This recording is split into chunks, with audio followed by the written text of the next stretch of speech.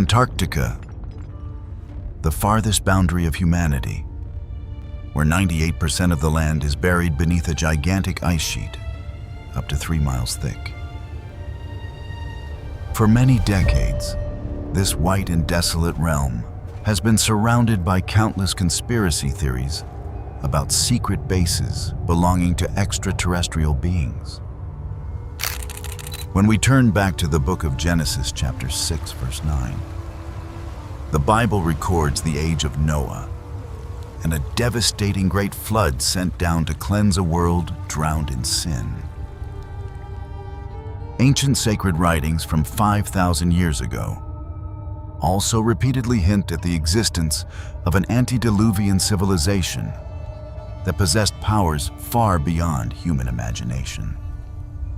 Even more frightening, in the ancient apocryphal pages of the Book of Enoch, the prophet once described being led by angels to the ends of the earth, a chaotic wasteland filled with ice frost and towering pillars of fire. The angel revealed that this was the eternal prison, where the fallen angels known as the Watchers would be held until the day of judgment. The extreme harshness of Antarctica seems to fit that terrifying end of the earth with unsettling precision. Many researchers have proposed a staggering theory. Antarctica was the cradle of that flourishing civilization before a sudden flash-freezing catastrophe struck and swallowed everything in an instant 13,000 years ago. Most recently leaked testimony from a former Navy SEAL operating under the code name Spartan 1 shook the world. He claimed to have witnessed a massive octagonal structure 18 to 30 feet thick, glowing green deep beneath the bottom of Antarctica.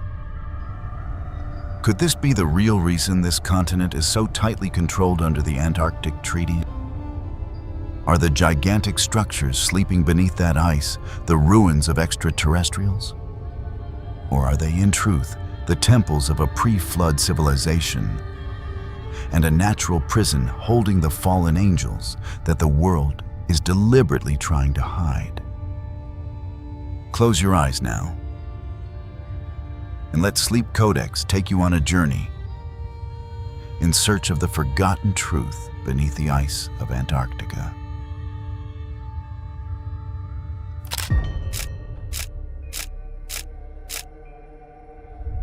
Scientific and historical evidence of an ice-free Antarctica.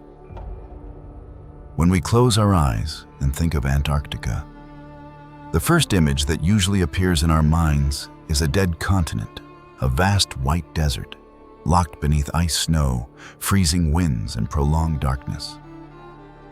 In the imagination of most modern people, it feels like the final edge of the world. A place where life survives only along the coast, around colonies of penguins, seals, and research stations, standing alone in the frozen wilderness. But that great sheet of ice is really like a cloak covering a far more distant past. Antarctica today is cold, dry, and harsh. Yet beneath that silent white surface lies the geological record of a land that once had forests, rivers, roots, pollen, fossil leaves, and living ecosystems. The history of the Earth has never stood still. Continents move, climates reverse, oceans open and close, and lands that were once green can be buried deep beneath ice for millions of years. Therefore, the journey into Antarctica's secret must begin with the silent evidence hidden in the ground. Antarctica once breathed, once lived, and once carried the green color of ancient forests. For more than a century, geologists, paleobotanists, and polar explorers have entered the harshest regions of this continent to search for traces of a lost world. In the Trans-Antarctic Mountains, the area near Beardmore Glacier, the Antarctic Peninsula, Alexander Island, and many rock exposures rising out of the ice they have collected. Fossil leaves, wood tree trunks, pollen spores, and layers of organic sediment. Those tiny fragments do not resemble the frozen landscape we see today. They belong to another Antarctica, warmer, wetter, with soil-water vegetation and seasonal cycles of life. In the Beardmore Glacier region, ancient fossil leaves and wood show that plants once grew there at very high latitudes. Some leaf samples bring to mind ancient broadleaf plant groups, while many other fossil layers are connected with glossopterous coniferous ferns and plant systems that once spread across the supercontinent Gondwana. These fossils became important evidence for plate tectonics, because the same kind of ancient vegetation once appeared in South America, Africa, India, Australia, and Antarctica lands that today are separated by vast oceans. That means Antarctica once belonged to a completely different geographic picture. It was once connected to the southern continents within the supercontinent Gondwana, then gradually separated as tectonic plates shifted. As this continent drifted toward the South Pole and the ocean current around Antarctica formed, the climate changed profoundly. Ice began to take over the land that once carried trees, and over time, a green continent was transformed into the coldest archive on the planet.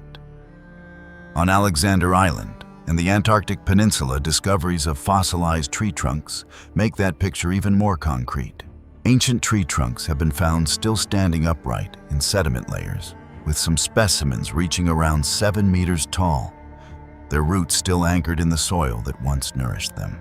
It is a difficult image to forget in the frozen world of the far south. Petrified tree stumps still stand like witnesses of a vanished forest.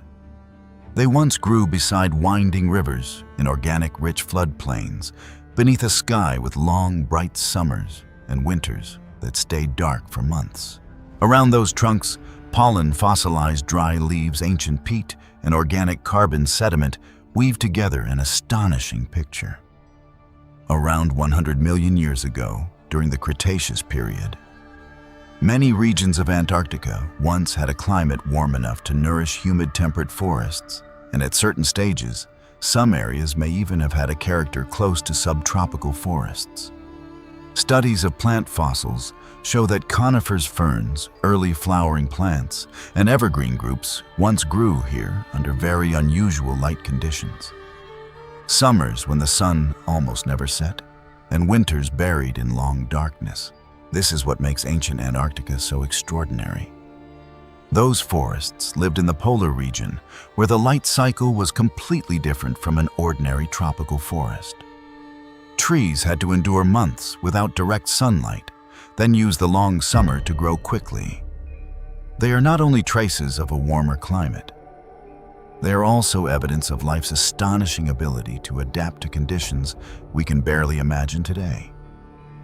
Paleoclimate estimates show that during certain periods, average temperatures in these regions may have remained far milder than they are now, only around 13 to 21 degrees Celsius.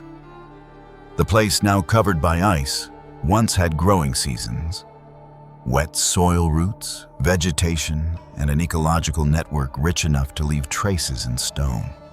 Even after ice had begun to expand, plant life still held on in some regions. Drill cores and pollen analyses from the Antarctic Peninsula show that around 12 million years ago, tundra-like vegetation still existed there. This is very important, because it proves that the freezing of Antarctica was a long, complex process and did not occur all at once across the entire continent. Some regions were taken by ice earlier, while some coastal or peninsula areas held milder conditions for a longer time, like the final fragments of a green world in retreat. Science has therefore confirmed one foundational truth: Antarctica was once warmer, once had forests, once had plants, and once passed through periods entirely different from the white icy image we see today. But that very conclusion opens a historical question that haunts many people even more deeply. If Antarctica has been covered by ice for a very long time, how could certain ancient maps be said to have sketched the true shape of the far southern region? That question brings us to the Piri Reis map. In the year 1513, Piri Reis, an admiral and cartographer of the Ottoman Empire, created a world map on gazelle skin. only a fragment of that map remains. But that surviving fragment has been enough to make it one of the most debated artifacts in the history of navigation. On the aged surface of the skin, viewers can see the coastline of West Africa, the Atlantic Ocean, the eastern part of South America, many islands, ships, sea creatures, and rum lines spreading outward from compass roses like a navigational web. What turned this map into a legend lies in its far southern portion. Some researchers outside the mainstream argue that the lines at the bottom of the map are not simply an extension of South America, but may reflect a landmass in the far south. Perhaps even the coastline of Antarctica before it was covered by ice. If that reading is correct, the map would raise a huge problem. Piri race lived in the early 16th century, while modern human beings did not officially see Antarctica until the 19th century. And the structure beneath the ice of this continent was only understood more clearly through ice-penetrating radar geophysical measurements and modern surveys. Piri race left behind a very notable detail in his notes. He said the map was compiled from many different sources, including Portuguese maps, Arabic maps, Indian maps, materials from older sailors, and even a map connected with Columbus.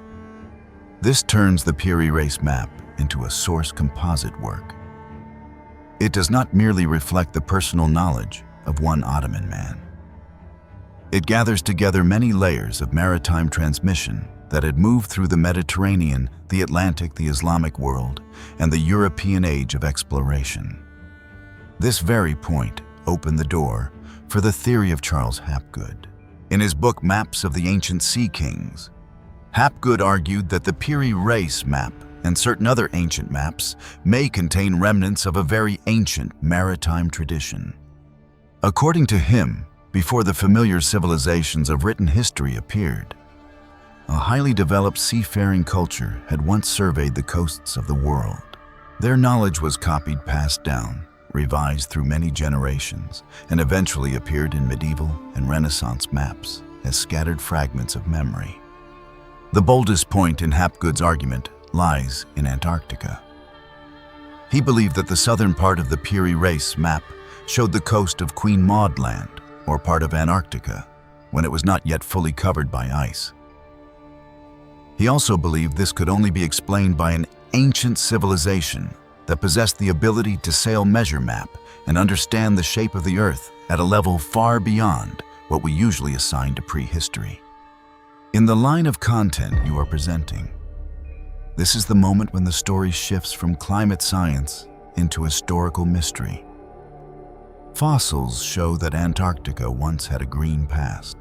The Piri race map, according to Hapgood's theory, suggests that memory of the shape of the far southern region may once have existed in human hands.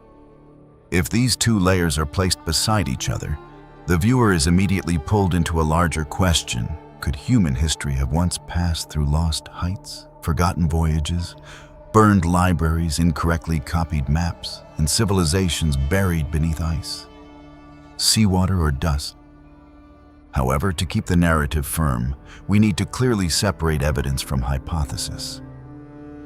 The scientific evidence for a once warm Antarctica has a very strong foundation: plant fossils, pollen tree trunks, sediment paleoclimate models, and drilling data. But the claim that the Piri race map shows an ice-free Antarctica still belongs to the realm of debate. Many historians and cartographic experts argue that the southern portion of the map may be the coastline of South America, stretched, distorted, or incorrectly assembled from different sources. This explanation is fairly reasonable because in the 16th century, cartographers did not rely only on accurate information. They also added what they had heard: oral reports and regions that had not yet been explored. But that very debate is what makes Piri race such a suggestive artifact. If it were only an ordinary map, it would have remained quietly inside the records of Ottoman maritime history. But because its far southern portion creates the feeling of a doorway opening into ancient knowledge, It continues to haunt fringe researchers, writers on lost civilizations, and those who believe that human history was once broken apart by catastrophe. This map is like a piece of the puzzle that refuses to lie still. It shows that people in the early 16th century may have had access to a wider network of map sources than we usually imagine. It reminds us that geographic knowledge can pass through many hands, many empires, many languages, and many wars before arriving in the hands of a cartographer. It also raises the possibility that ancient maps sometimes preserve coastlines, islands, or lands through the memory of lost traditions, even though most of what reaches us survives only in distorted copies. From here, the story begins to turn in another direction, where people propose the theory of a prehistoric civilization that once mastered the oceans. From the perspective of Hapgood and those who continued in that direction, such a civilization does not need to be imagined as extraterrestrial or as science fiction magic. It may have been human ancient maritime communities that possessed the techniques of observing the sky, measuring wind direction, reading ocean currents, sailing long distances, remembering coastlines, and passing down knowledge through maps.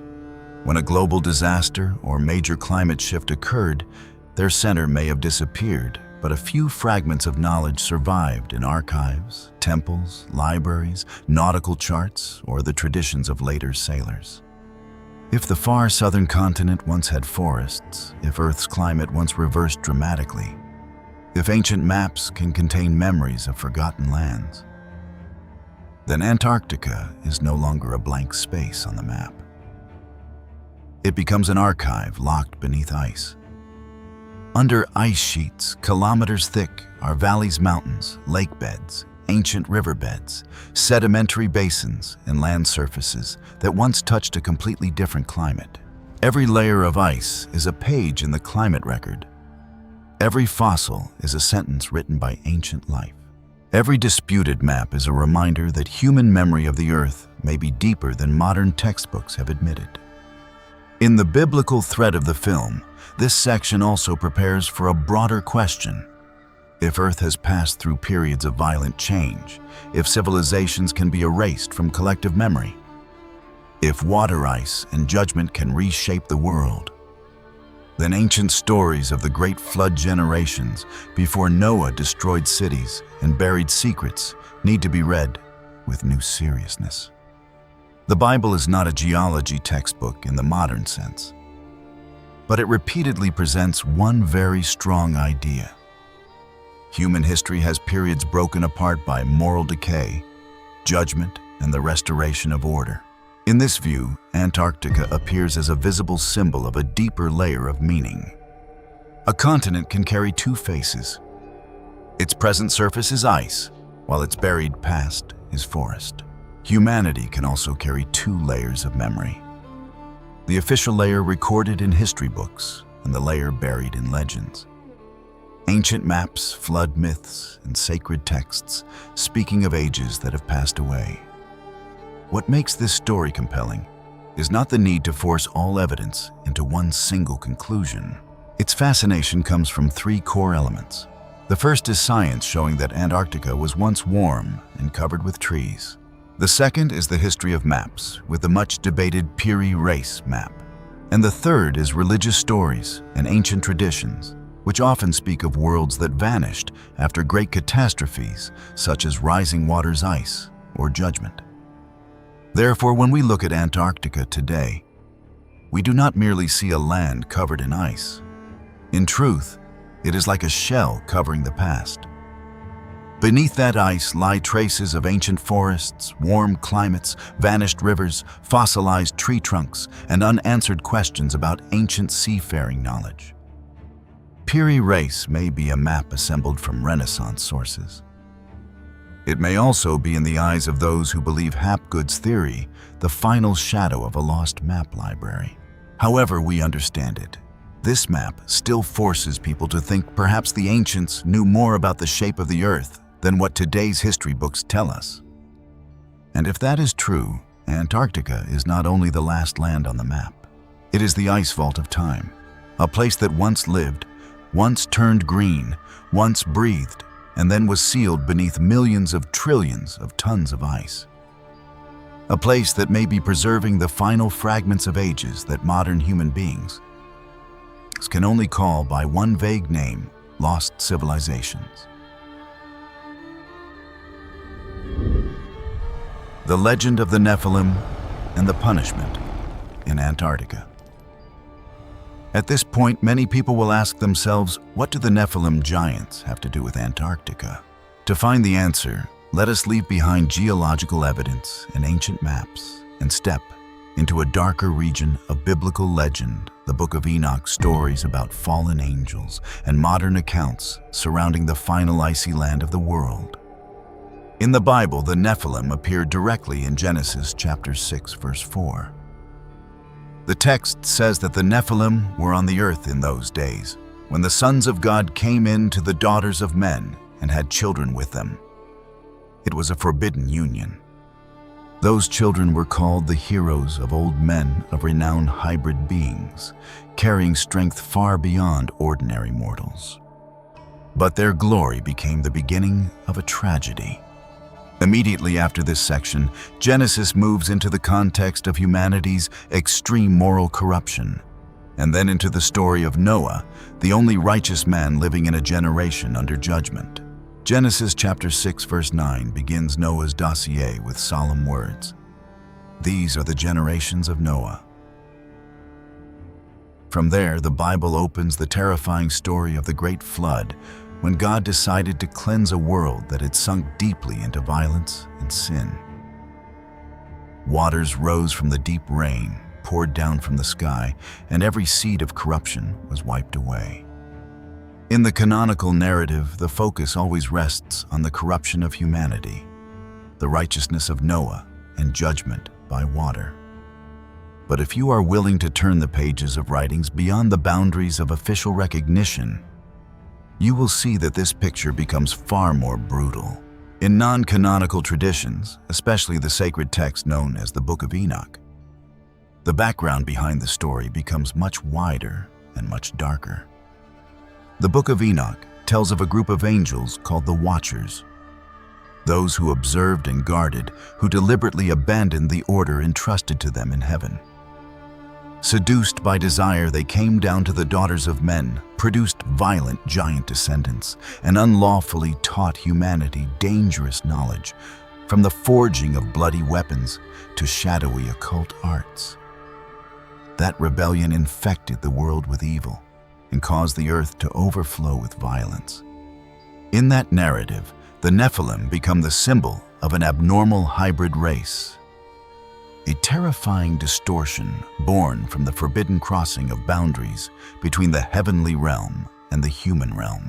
This is the crucial point for understanding why Antarctica suddenly enters our modern legend tonight.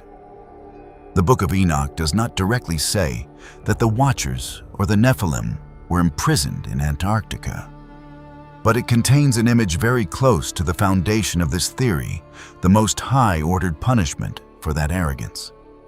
The sinful angels were bound imprisoned in the deepest places of the earth, plunged into eternal darkness, and held until the final day of judgment over the world. Supporting this, several Jewish and Christian non-canonical traditions also speak of rebellious powers locked in darkness, in the bottomless abyss, or in the cold depths of the earth, until the moment when God Himself judges them. From that ancient foundation, writers of hidden history and modern researchers of the underworld have proposed an extremely frightening theory. Close your eyes for a moment and think about it. If there were one place on this earth that truly fit the image of an ancient prison unimaginably cold, sealed by miles of ice and snow, and completely cut off from human civilization, that place would be Antarctica. Could the eternal ice shell covering the white continent be more than a natural climate phenomenon? Could it be a gigantic cage? A frozen seal created to imprison the darkest fallen powers from ancient times, keeping them from ever stepping into sunlight again? In reality, Antarctica sits at the edge of the map, covered by ice kilometers thick with buried valleys, subglacial lakes, sealed mountain ranges, and regions where human beings have almost never set foot. From a spiritual perspective, this place resembles a massive sealed ark. For those who believe in the Nephilim legend, the ice does not merely hide stone water and fossils. It may also be concealing an ancient punishment. According to modern stories, the fallen angels and the giant generation of the Nephilim were imprisoned deep beneath the ice of Antarctica. This theory connects directly with mysterious reports about the appearance of beings called guardians in the frozen borderlands. Many believe these beings may be trapped Nephilim, or their descendants silently waiting beneath the surface and protecting their prison from intruders. In this line of narration, Antarctica becomes both a prison and a fortress. The Guardians are described as humanoid beings of enormous size, standing around 7 to 12 feet tall, or about 2.1 to 3.6 meters. Some accounts push their size even higher, especially in stories about caves, ice cocoons, and gigantic bodies lying in a frozen state. Their appearance is often connected to the polar environment: pale or ice blue skin, white hair or fur bodies blending into the snow, and eyes that glow faintly in the dark, like the eyes of wild animals reflecting a light. These descriptions sound like a mixture of the Nephilim in biblical tradition, the Watchers in the Book of Enoch, and gatekeeping creatures in polar folklore. The notable point lies in their function. They are not described as predators wandering without purpose. They appear as guards. They protect boundaries. They prevent strangers from going deeper into forbidden regions. They are associated with sudden blizzards, thick fog, violent gusts of wind, spinning compasses, and electronic devices losing signal. The concept of ice wall guardians is often connected with the year 1841, when Sir James Clark Ross and his expedition encountered the enormous wall of ice that we now call the Ross Ice Shelf. Ross traveled on the two ships Erebus and Terror, entering the far southern seas in search of a route to Antarctica from the Ross Sea. When the expedition met the towering mass of ice, they stood before a natural wall far too great to cross. Ross once compared the attempt to sail through it with trying to sail through the cliffs of Dover. From a real geographic obstacle, later, hidden history imagination transformed that wall into the symbol of a guarded boundary. In the language of legend, that ice wall is not merely the edge of an ice shelf. It becomes the outer gate of a hidden world. Behind the ice are sealed valleys, subglacial lakes, caves, ancient structures, and perhaps even civilizations that existed before the continent froze. The Guardians are therefore imagined as beings protecting secret passageways, entrances into the inner earth, or sealed regions connected to entities punished from the time before the Great Flood. Witnesses in these stories often describe the same kind of experience. They enter a forbidden zone. The weather suddenly changes, visibility drops sharply, equipment becomes unstable, and then a towering figure appears in the snow. Some say they heard a low roar carried through the wind. Others speak of the feeling of being watched from a distance, as if a consciousness were standing behind the blizzard. More extreme accounts describe waves of energy or powerful sound, pushing explorers back, leaving them dizzy or disoriented. The most chilling part lies in reports saying that the Guardians can transmit messages directly into the mind. The warning, repeated in many versions, is, "You do not belong here." In a documentary, that sentence would work as a key moment.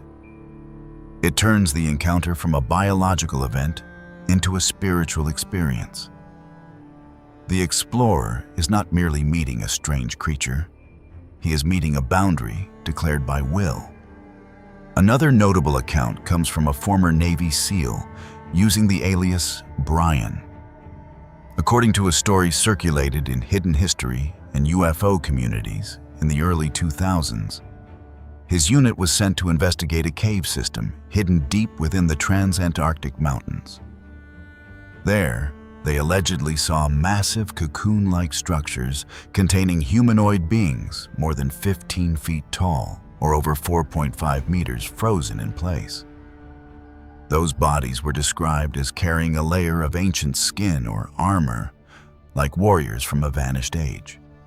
According to this account, the Special Operations Team also found that the cave area showed signs of being artificial or semi-artificial, as if it had once been used to imprison, preserve, or seal giant bodies.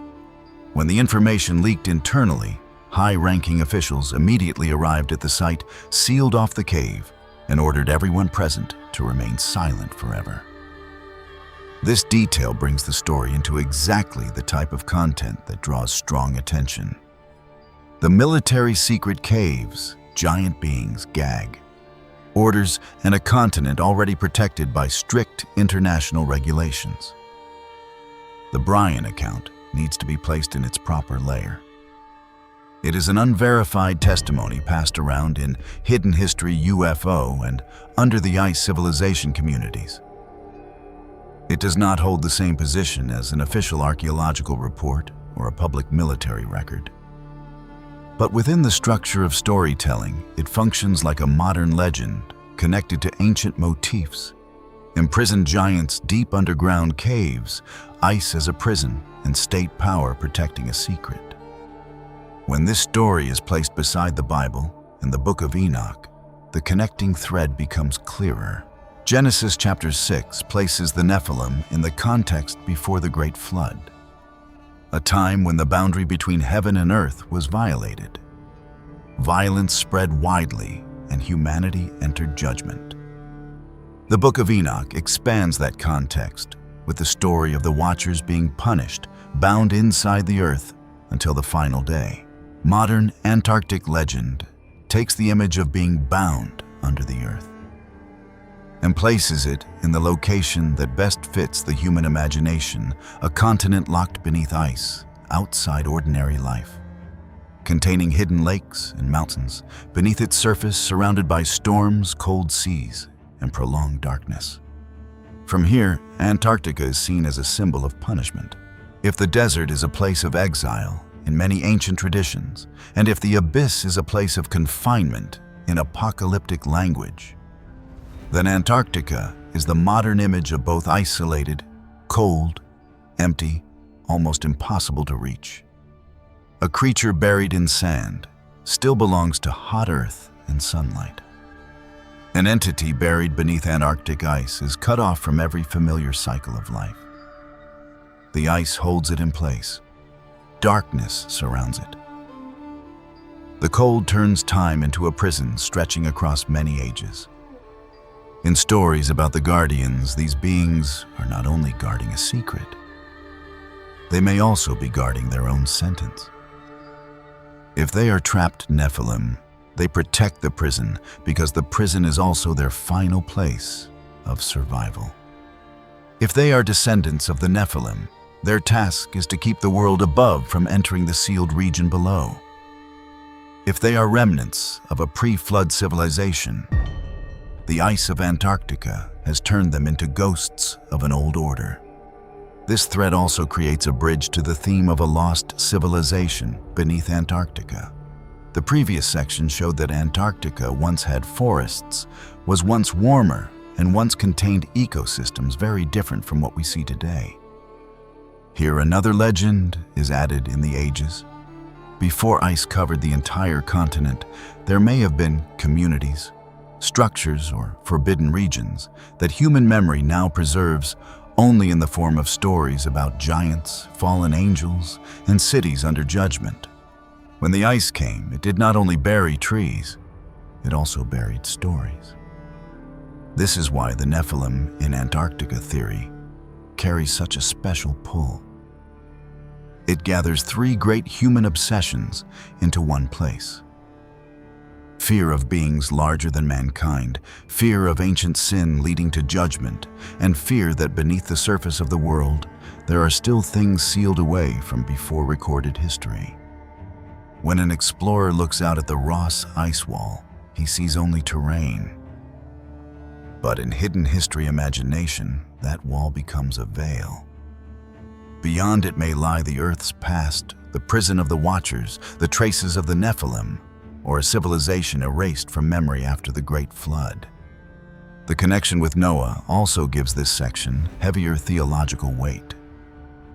The Great Flood in the Bible is not only a water catastrophe. It is an act of judgment against a world that had lost moral order. In the Book of Enoch, that judgment also reaches the Watchers and the consequences of their actions on Earth.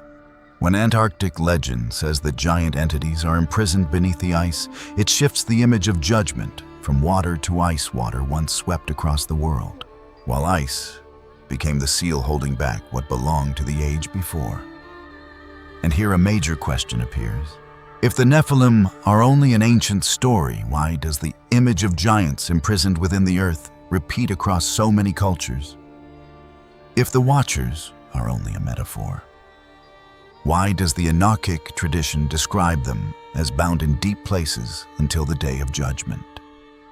If Antarctica is only ice and stone, why do modern stories continually place there guardians, sealed caves, cocoon structures, and forbidden zones that human beings are warned to avoid? The answer depends on how the viewer enters this subject. A historian will see this as a fusion of the Bible non-canonical texts, exploration legends, UFO culture, and the fear of the polar regions. Those who believe in hidden dossiers will see it as the trace of a truth not yet disclosed. A Bible reader will see a stronger reminder ancient ages once had boundaries that were broken, and when human beings and rebellious powers crossed beyond the appointed order, judgment always followed. In this film, the important thing is to place Antarctica in its proper position, a space both real and symbolic. Real, because Antarctica has ice mountains, caves, subglacial lakes, the transantarctic range and regions that have not yet been fully surveyed. Symbolic, because it has the appearance of a prison at the end of the world, where everything is sealed. Every sound is swallowed by the wind, and every trace beneath the ice forces human beings to wonder whether the past has truly fallen asleep. The legend of the Nephilim in Antarctica therefore does not stand alone as a monster story. It connects directly with Genesis chapter 6, the Book of Enoch. The theme of the Watchers, the image of punished angels, the haunting memory of giants before the Great Flood, and the ice's ability to preserve things across vast stretches of time. After the evidence that Antarctica once lived, we step into a more frightening question: what or who may have been buried together with that past? And if the stories about guardians are only legend, they still reveal a very deep truth in the human mind. Antarctica has always been felt as a place with a sacred boundary. It is the land that human beings enter, with modern equipment, yet still must bow before blizzards, darkness, unstable compasses, blank spaces on the map, and the feeling of being watched inside a space too vast to understand. But if those accounts contain even a fragment of truth, the ice of Antarctica may not only be hiding ancient forests and lost riverbeds, it may be preserving the traces of a judgment before our age, where the Nephilim, the Watchers, or their descendants were driven down to the farthest end of the world to wait for the day when every secret is opened. That is why Antarctica in this legend is not merely a continent. It is a prison of memory. It holds the fear of what happened before Noah, what the great flood erased from the face of the earth, and what may still be lying quietly beneath the ice, waiting for the moment when human beings dig too deeply into the forbidden zone. And you know, if the Watchers truly once walked upon the earth, taught forbidden knowledge, and created a generation of giants filled with power, then they certainly did not live in desolate caves. They must have built glorious kingdoms. What lies silent beneath miles of ice and snow may not be only a spiritual prison, but the entire ruin of an ancient empire. For many decades, popular culture and modern conspiracy theories have tried to attach these abnormal structures to extraterrestrials. They use images of flying saucers and distant beings from outer space to cover over the things science still cannot explain. And yet, sometimes the truth does not lie among the faraway stars beyond the universe. The truth has always been there, hidden inside the oldest and most widely read book in human history. We may have simply passed over those obscured lines by accident or by design. Now relax, let your mind settle, and follow us into the next chapter of tonight's journey. Admiral Byrd's diary and the message from inside the Earth. If the story of Antarctica ended only with ancient books, disputed maps, or fossils millions of years old, perhaps it would have remained forever inside libraries and archives. But modern history added one detail to this file that made everything much harder to ignore. What would happen if right after the Second World War, one of the strongest military powers in the world suddenly deployed a large force to the very end of the Earth? And what makes it even more remarkable is that they did this when the world had just emerged from war, when America stood at the height of its power, and when its military had just proven its strength across both Europe and the Pacific. This is where we enter the third piece of the Antarctic file, Operation High Jump, and the diary said to belong to Admiral Richard E. Byrd. Let us return to late 1946. The Second World War had ended just over a year earlier. Europe was still in ruins. Japan had just suffered the shock of nuclear destruction. A new world order was beginning to form, and the United States was rising into the position of the leading superpower. In that context, the United States Navy launched Operation High Jump, a large-scale mission to Antarctica. Officially, this was a military and scientific operation. The mission aimed to establish the Little America 4 base trained soldiers in freezing conditions, test ships, aircraft communication equipment, and polar operations, and create maps through aerial photography. These objectives fit perfectly with the post-war context as the United States began paying closer attention to the polar regions for military strategy, aviation, and scientific research. But the scale of Operation High Jump pushed the story far beyond the image of an ordinary survey mission. More than 4,700 military personnel were deployed. 13 ships took part, including an aircraft carrier, a submarine supply ships, and an icebreaker. Dozens of aircraft were brought along for reconnaissance flights, photography, and surveying regions that human beings still knew very little about. The most famous name connected with the mission was Admiral Richard E. Byrd, a renowned polar explorer who had taken part in many major expeditions and was regarded as a national hero in the United States. Those numbers alone are enough to make people ask, why would a mission presented as a survey and training operation require such a large force? Why was it organized so quickly so soon after the war? And why did Antarctica, a remote frozen land, suddenly become the target of a massive military operation? Those who believe in the mysterious side of the Antarctic file argue that Operation High Jump may have had a deeper objective. Some say the American military was searching for traces of secret bases left behind by remnants of the Axis powers. Others believe they were investigating strange phenomena beneath the ice. Some theories go even further, claiming that Antarctica hides an entrance into an underground world or an ancient civilization that modern humanity has not yet understood. Historians view Operation High Jump in a more practical way.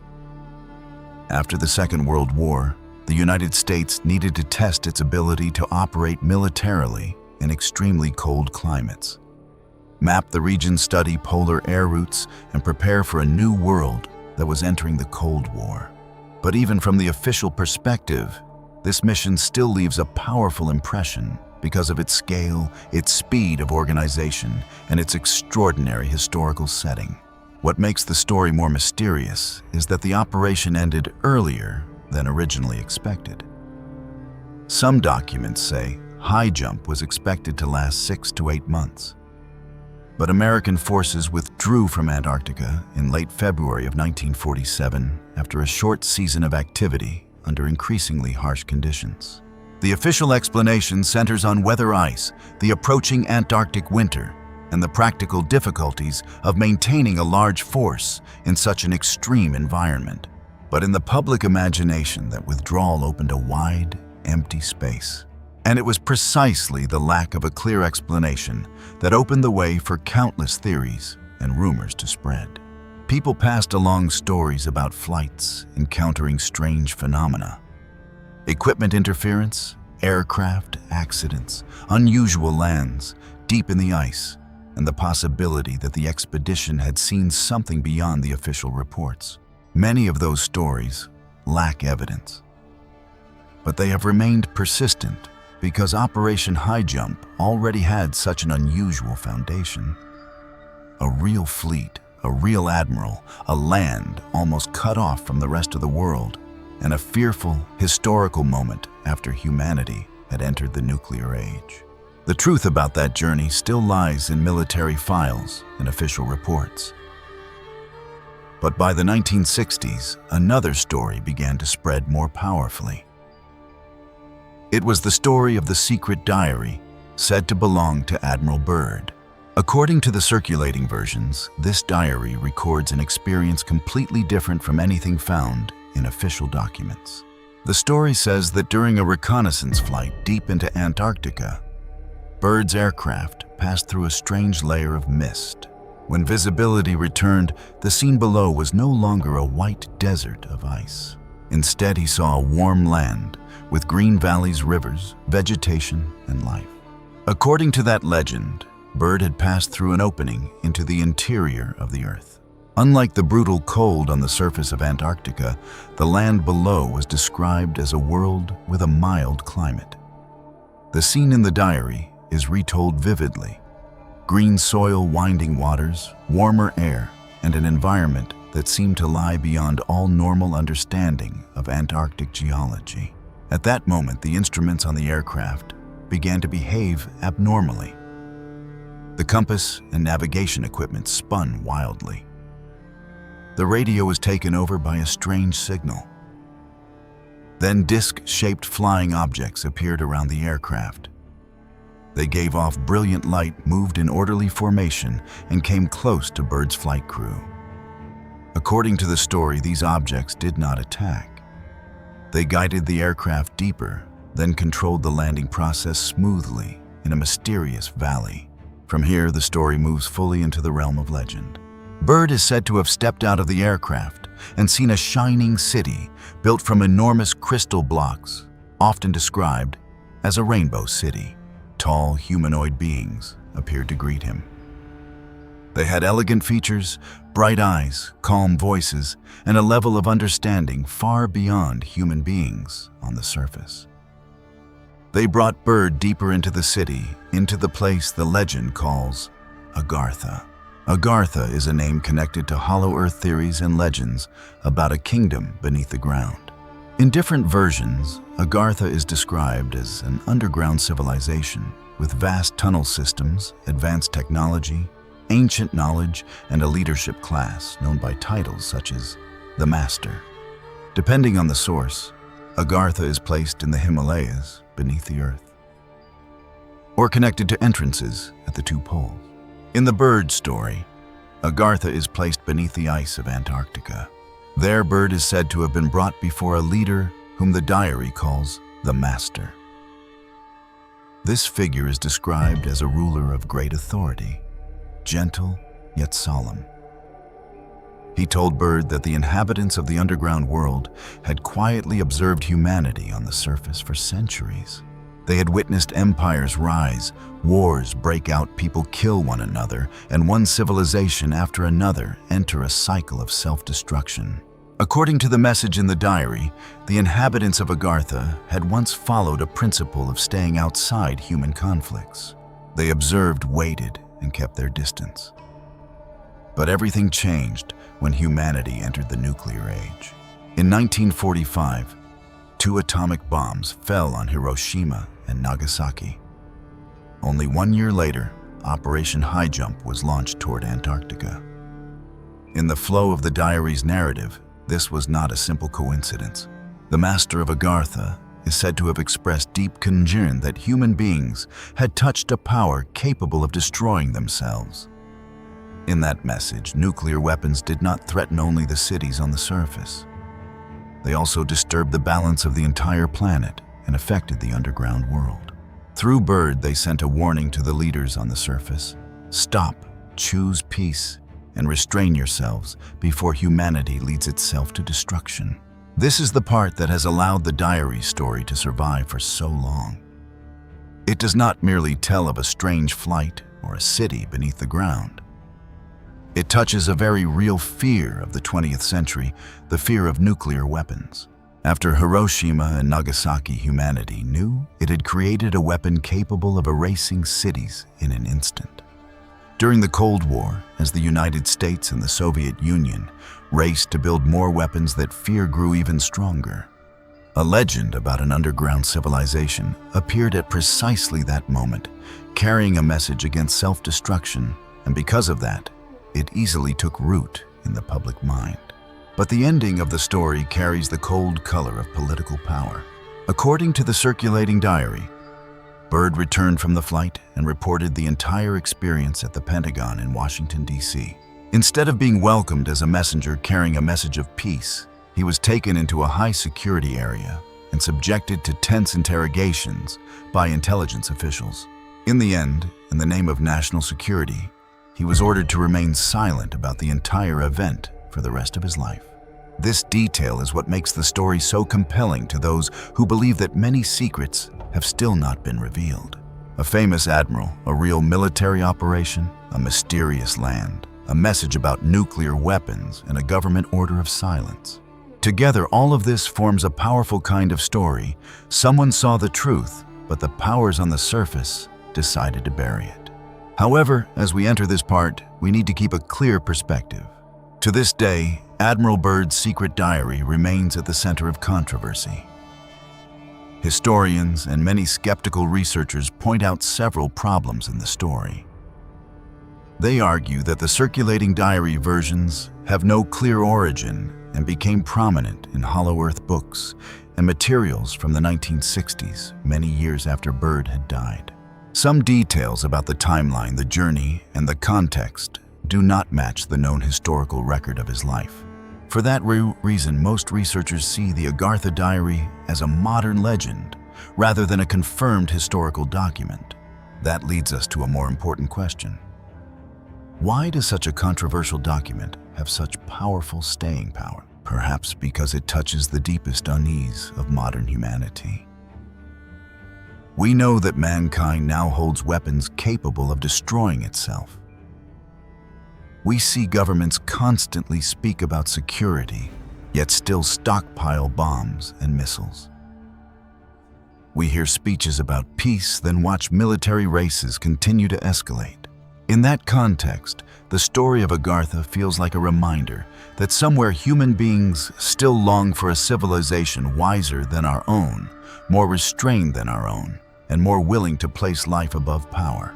The legend of the Crystal City, the wise beings, and the master beneath the earth can be understood as a reflection of humanity's own fear. When people lose faith in the wisdom of leaders on the surface, they begin to imagine another world, a place where someone is wise enough to warn us before it is too late. In this sense, Agartha is like a human dream. The dream that there is still a place or a civilization intelligent enough and clear-sighted enough to help us avoid destroying ourselves. Whether Agartha is real or only a legend, the message inside the story still carries unmistakable weight. After the Second World War, humanity entered a new age. From then on, human beings could no longer kill one another, only with swords, guns, or ordinary bombs. They had gained the ability to wound the entire planet through nuclear power. This made every legend about ancient civilizations, hidden worlds, or warning messengers feel closer to humanity's real fear. And if we place the Byrd story beside the wider Antarctic file, we can see why it continues to be retold. Antarctica is a land almost outside ordinary life. It is covered in ice, harsh, distant, difficult to reach, and filled with the feeling of being sealed away. It is precisely the silence of that land that makes people place great questions upon it. What lies beneath the ice? What history has been buried there? And why are the great powers so interested in this place at the end of the world? The story of Operation High Jump gives us a real event. The United States sent a large force to Antarctica right after the war. The story of Byrd's diary takes us into the realm of legend, a flight through mist, a green valley inside the earth, a crystal city, and a warning to humanity about nuclear weapons. These two parts must be clearly distinguished, but when placed side by side, they create one of the most mysterious files of the 20th century. What is worth contemplating is this: even if the diary was a product of the Cold War era, it still speaks to a truth about human beings. We always fear that leaders may hide important things. We always fear that military technology may move faster than morality. We always fear that one day the power humanity has created will turn back against humanity itself. That is why the message beneath the ice of Antarctica, whether legend or hidden file, still strikes at a very real question. If humanity has enough intelligence to create nuclear weapons, does it have enough morality to control them? This is the coldest part of the story. The greatest enemy of life does not always come from a strange world. It may begin with greed, pride, fear, and the desire to dominate inside the human heart. In this file, Antarctica is not only a frozen region at the end of the earth. It becomes a mirror reflecting humanity back to itself. Beneath the ice lie mysteries that people still debate. But on the surface of the world, one truth is already clear. When human beings touch destructive power without humility, every civilization stands before the danger of destroying itself. And perhaps that is the most frightening message in the story of Admiral Byrd. Whether or not he truly encountered Agartha, the warning about humanity's self-destruction remains fully meaningful to this day. The world before the Great Flood, the first civilization buried from memory.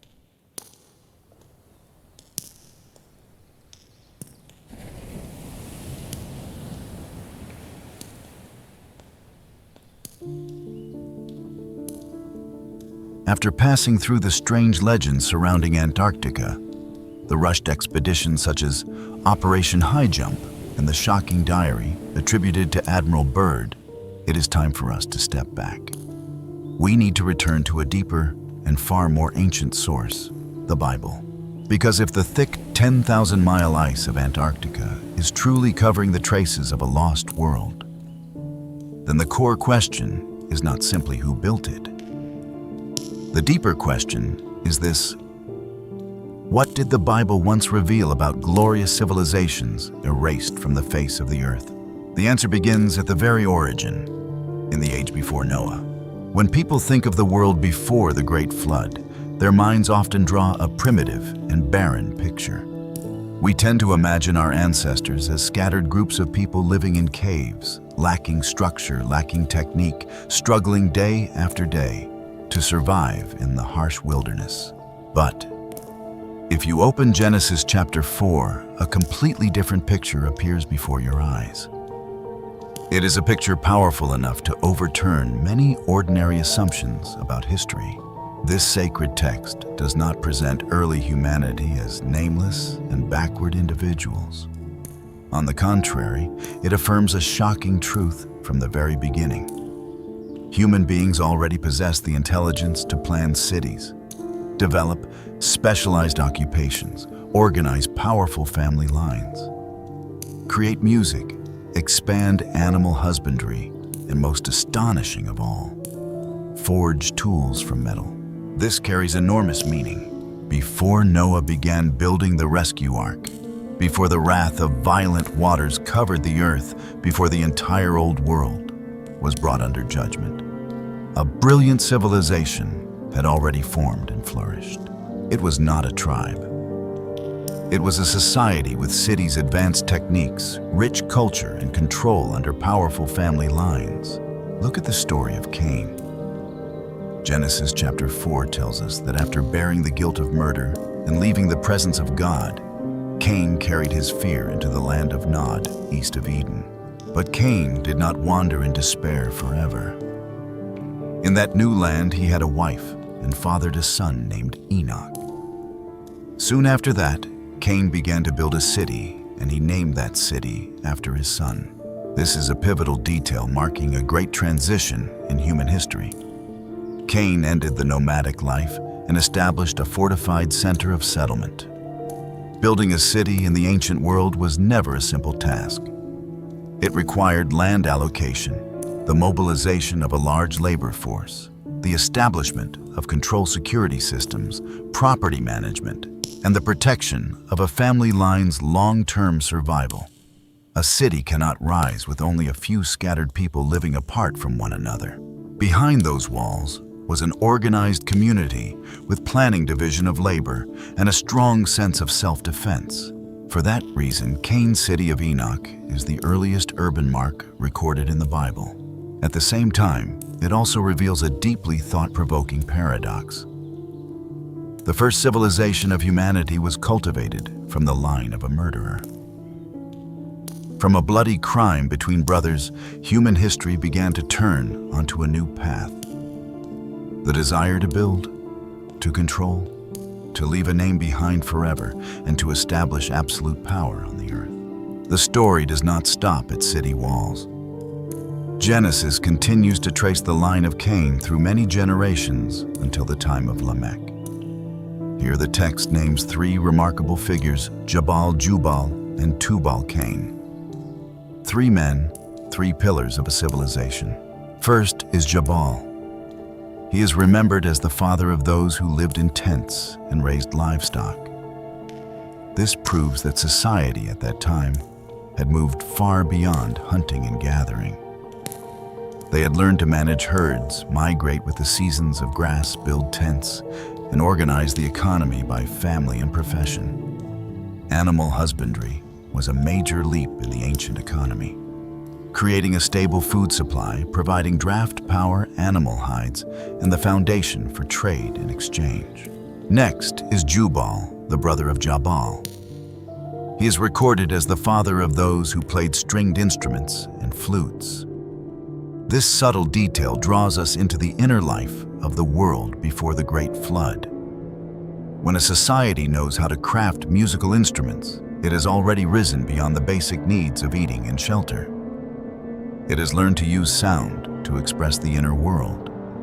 Conduct rituals preserve memory, sing in joy, and lament in sorrow. Music proves that this was a society with leisure-skilled hands, imagination, and a desire for art. The world before Noah did not only know labor, it also knew how to appreciate beauty. And finally, we come to the figure who holds the most important key in the subject of lost civilization, Tubal-Cain. Genesis clearly records that he forged tools of bronze and iron. This detail carries tremendous weight. Metallurgy is not the pastime of primitive people. It requires vast knowledge of fire temperature, ore recognition, smelting, casting, forging, cooling, and shaping metal. When a society masters bronze and iron, it holds the power to change the world. Sharp farming tools, deadly weapons, refined ornaments, and complex architectural equipment. With only one brief description of Tubal-Cain, the curtain over pre-flood technology is lifted. If there were skilled metalworkers, then there had to be an entire supply chain behind them. People searching for ore deposits, stone miners, furnace workers, woodcutters producing charcoal transport teams, and a system for passing down techniques from one generation to the next.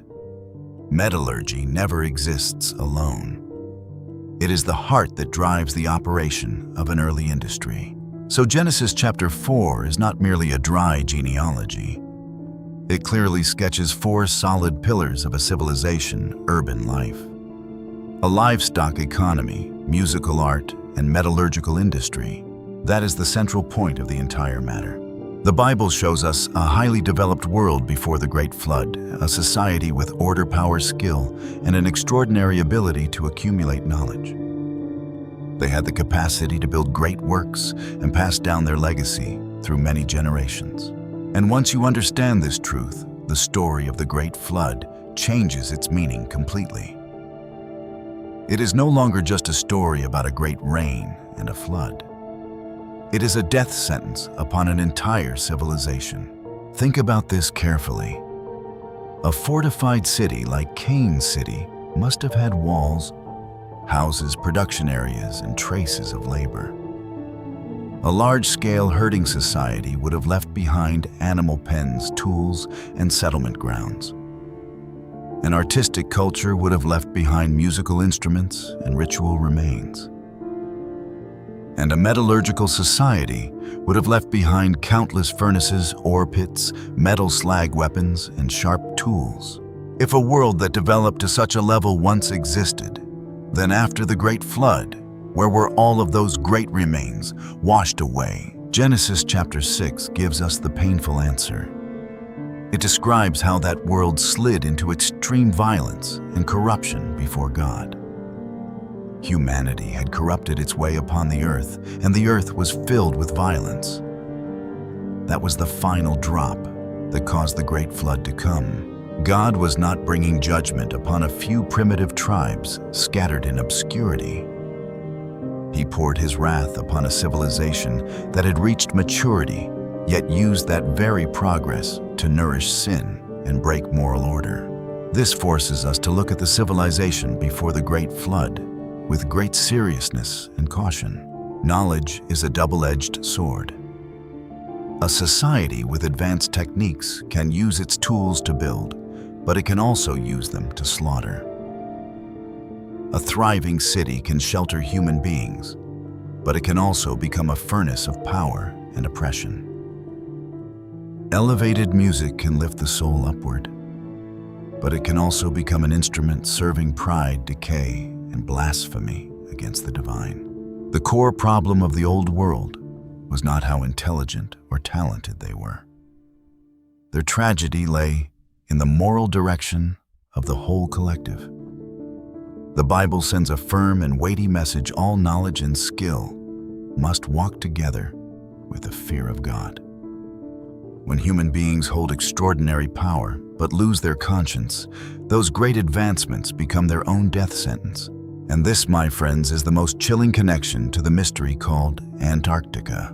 The Antarctica we know today is a dead land sealed almost completely beneath a gigantic armor of ice.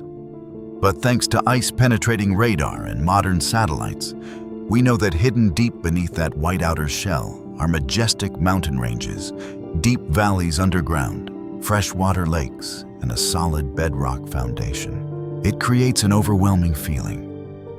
There are spaces on this earth capable of being covered for so long that humanity seems to have forgotten that beneath them, there once existed a completely different geological history and landscape.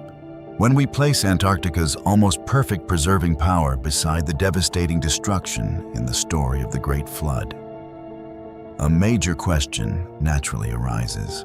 If a glorious civilization with cities, metallurgy, music, and an economy existed before Noah, and was then swept away by giant waves buried beneath mud, erased by time and geological upheavals, where are those ruins now sleeping? Perhaps part of them was crushed into dust. Perhaps part was buried beneath the dark ocean floor. And in barren polar regions such as Antarctica, the human imagination is drawn even more strongly toward one possibility. Could that 10,000-mile ice be freezing and preserving the oldest fragments of memory from a lost world? Of course, we must remain careful.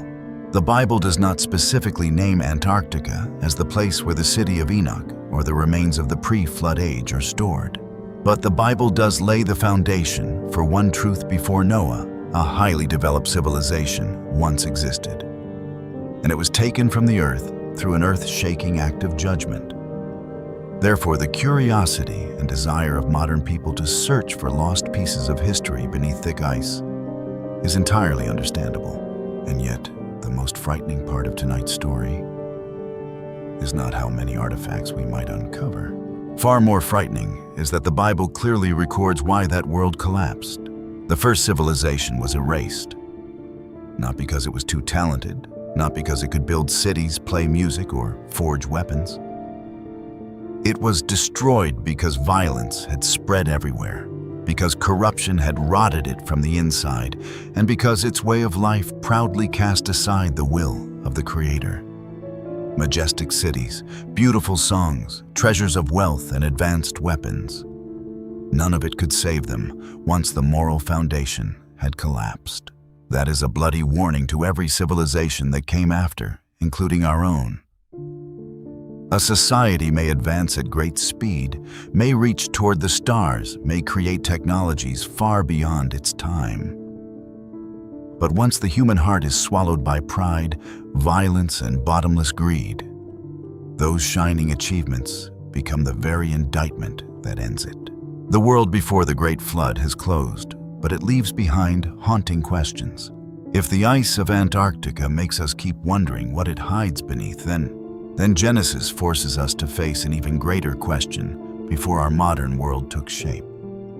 How many things belonging to the old world were washed away, buried and forgotten forever? And if the first civilization ended itself through wickedness, then are we, the people of this new age, truly so different from them? That is why we must open the next part to confront the deepest cause behind the collapse of the old world.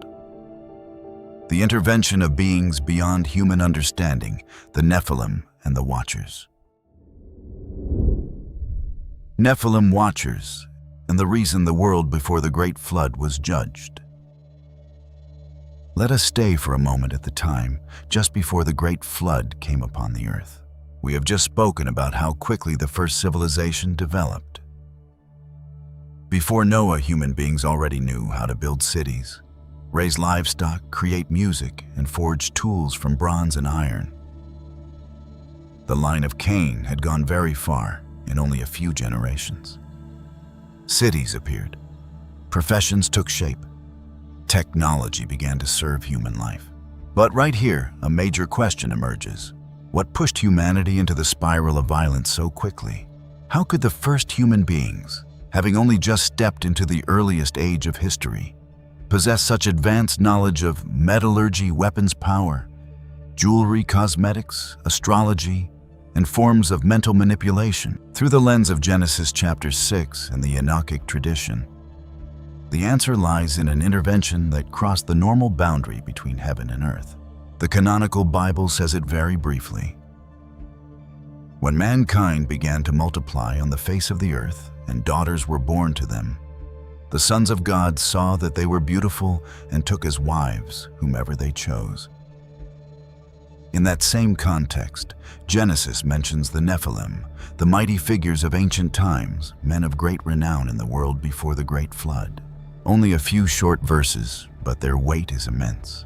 The text places the appearance of the Nephilim right before the Bible describes the spread of human wickedness and the earth being filled with violence.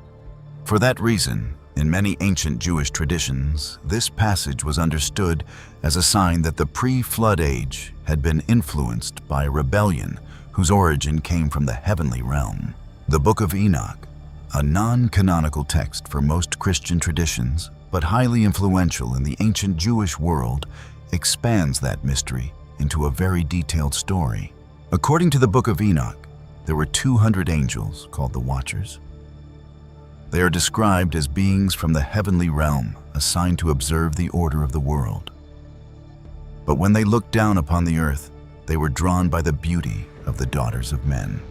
That desire led them into a rebellious decision to leave the position assigned to them and enter into human life. The leader in this story was Semjaza. Under Semjaza's leadership, 200 Watchers gathered on Mount Hermon. There, they made a shared oath. Together, they committed themselves to carrying out their decision to descend into the earthly realm, take on material form, and marry human women. Mount Hermon, therefore, becomes a very weighty location in the Enochic tradition. the place where the boundary between heaven and earth was violated by those who once belonged to the heavenly realm. From here, the story moves in a far more serious direction. The union between the Watchers and the daughters of men in the Enochic tradition led to the birth of the Nephilim. These were giants warriors of ancient times, beings with strength far beyond ordinary human beings. Genesis calls them heroes of old men of renown. The Enochic tradition describes them in a darker voice. These giants grew up with monstrous appetites, overwhelming power, and a violent nature. But before we speak about the Nephilim, we need to look at one very important detail. The Watchers brought knowledge with them. According to the Book of Enoch, in order to win the favor of their mortal wives and transform life on earth, the Watchers gave humanity secrets that belonged to the heavenly realm. That knowledge entered human hands too early, far beyond their moral maturity. Azazel is the most prominent figure in this part.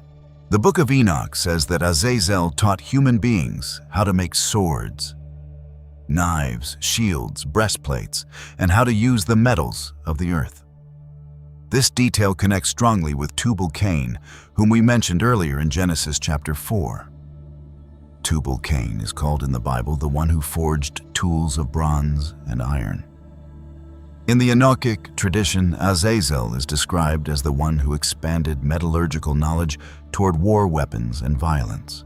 This connection makes the story more frightening. Metallurgy can serve life. Human beings can use metal to make plowshares, cutting knives, building tools, household objects, and means of survival. But when that knowledge is placed in the hands of an ambitious society, it quickly becomes an instrument of domination. Swords, spears, shields, and armor change the balance of power. The strong can control the weak. A tribe with better weapons can overpower another tribe. A city with better blacksmiths can become a center of power. Azazel, according to the Enochic tradition, also taught human beings how to make jewelry, use precious stones, paint the eyelids, and create substances for beautification. These details may sound lighter than weapons, but in the ancient world, jewelry and appearance were always tied to status, seduction, power, and desire. When beauty is separated from holiness, it can easily become a tool of enticement, manipulation, and the stirring of lust. Other Watchers continued to pass on many other forms of knowledge to humanity. Spells, the use of roots, the signs of the stars, celestial cycles, and forms of divination. In the view of the Book of Enoch, the problem lies in the fact that this knowledge was given as a rebellious gift, leading human beings deeper into control, seduction, violence, and self-exaltation. This is the acceleration that the story wants to emphasize. Civilization flared up very quickly, but that development took place beside a vast moral emptiness. Human beings received more tools, weapons, techniques, and the ability to manipulate social life. Yet their hearts were being led by desire, pride, and violence. When knowledge moves faster than conscience, new power becomes a disaster for the whole world. We can picture it as handing a ready weapon to a child, still filled with anger. The problem lies in the distance between the power in the hand and the maturity in the heart. The world before the Great Flood received new strength, but that strength fell into a society that was turning away from God. And then the most terrifying consequence appeared: the Nephilim. The children born from the Watchers and the daughters of men, according to the Enochic tradition, grew into giant beings. The Bible calls them Nephilim, heroes of ancient times, men of renown. The Book of Enoch describes them as a generation of giants filled with strength, but marked by violence, consuming everything on the earth and driving humanity into terror. At first, they ate the food supply of human beings. Harvests were consumed. Herds were devoured. Resources that human beings had accumulated through years of labor were quickly drained. When the supply on the earth began to run out, the Enochic tradition describes the Nephilim turning against human beings and other living creatures. This is where the natural order was completely overturned. The earth had been created to nourish life, but now it was filled with cries of suffering. Tools that could have helped human beings work now became weapons. Cities that could have protected families were dragged into the spiral of power. Knowledge that could have served life was now used to expand violence. The world before the Great Flood therefore became a place where life was threatened from within its own civilization. The Bible describes that condition with very heavy words. The earth was filled with violence, and the way of mankind had become corrupt before God. This is when the Great Flood appears in the biblical story as a global act of judgment upon a world that had gone too far in corruption. When we understand this context, we see the Great Flood with far greater depth. It was not merely rain falling for many days. It was the end of an old order that had been swallowed by violence. It was judgment upon a world where human beings used technology cities' power and forbidden knowledge to serve rebellion. Through the lens of the Enochic tradition, the Great Flood also carries the meaning of cleansing the earth from the influence of the Watchers and the generation of the Nephilim. God opened the fountains of the deep and the windows of heaven. Water covered the earth. The old world was swept away. Noah's family was preserved so that the human line could continue. In that story, Noah becomes the only bridge between the world before judgment and the world after the Great Flood. This helps us understand why ancient tradition saw the Great Flood as both an act of judgment and an act of protection. It judged the wickedness that had spread everywhere. It protected the part of humanity that could still continue through Noah's family. It ended an age in which knowledge, power, and violence had joined together into a catastrophe. But the story still leaves one major question. Where did the Watchers go? The Nephilim were beings with bodies, so the floodwaters could end their domination on the earth. But the Watchers are heavenly beings in the Enochic tradition. The flood dealt with the physical world, while the sentence against the rebellious angels is described in a different way. The Book of Enoch says that the Watchers were seized, bound, and imprisoned in a dark place to await the final day of judgment. The Epistle of Jude in the New Testament also speaks of angels who did not keep their proper position and were kept in eternal chains under darkness for the judgment of the great day. 2 Peter chapter 2 verse 4 uses the image of angels who sinned being cast into a place called Tartarus, delivered into chains of darkness to await judgment. These passages create a very clear line of connection between the Enochic tradition and the way the New Testament refers to sinning angels. The Bible does not give all the details the way the Book of Enoch does, but both Jude and Peter refer to the idea of rebellious angels being imprisoned until the day of judgment. From here, the story turns back to Antarctica. What place on Earth makes human beings think most easily of isolation ice and secrets buried deep out of sight? Antarctica lies at the South Pole, covered in ice, separated from the ordinary life of humanity. Miles of ice and snow cover bedrock valleys, underground lakes, and lands that human beings understand only through measuring instruments.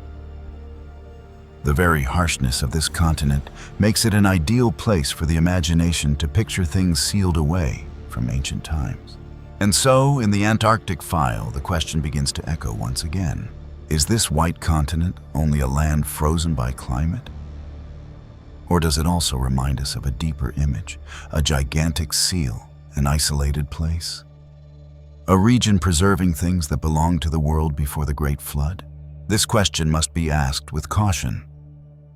The Bible does not call Antarctica the prison of the Watchers. The Book of Enoch does not identify this continent by name. But when the pieces are placed side by side, rebellious angels imprisoned in a dark place, an ancient world judged by water-buried civilizations, and a frozen continent almost outside the normal life of humanity, Antarctica becomes a powerful symbol of secrets held in silence. Seen this way, Antarctica does not only make human beings curious about geology or climate. It raises a spiritual question. If God once judged a world filled with violence, if the Watchers were once imprisoned to await the final day, then what might the deepest covered lands on the planet be reminding us about lost history and the judgment yet to come? Those secrets, whether they belong to legend or to the biblical record, all draw us back to the same lesson. Civilizations can develop very quickly when knowledge is opened. Cities can rise. Weapons can grow sharper. Music can become more refined. Power can spread more widely. But when human beings use all of these things to serve violence, desire, and rebellion, that very civilization is walking itself toward judgment. The world before the Great Flood is the first warning. The Watchers and the Nephilim make that warning more terrifying because they show that sin on earth can be accelerated by powers beyond ordinary sight. When human beings receive knowledge without the fear of God, they turn progress into disaster. Those who have strength without righteousness turn the earth into a place of suffering.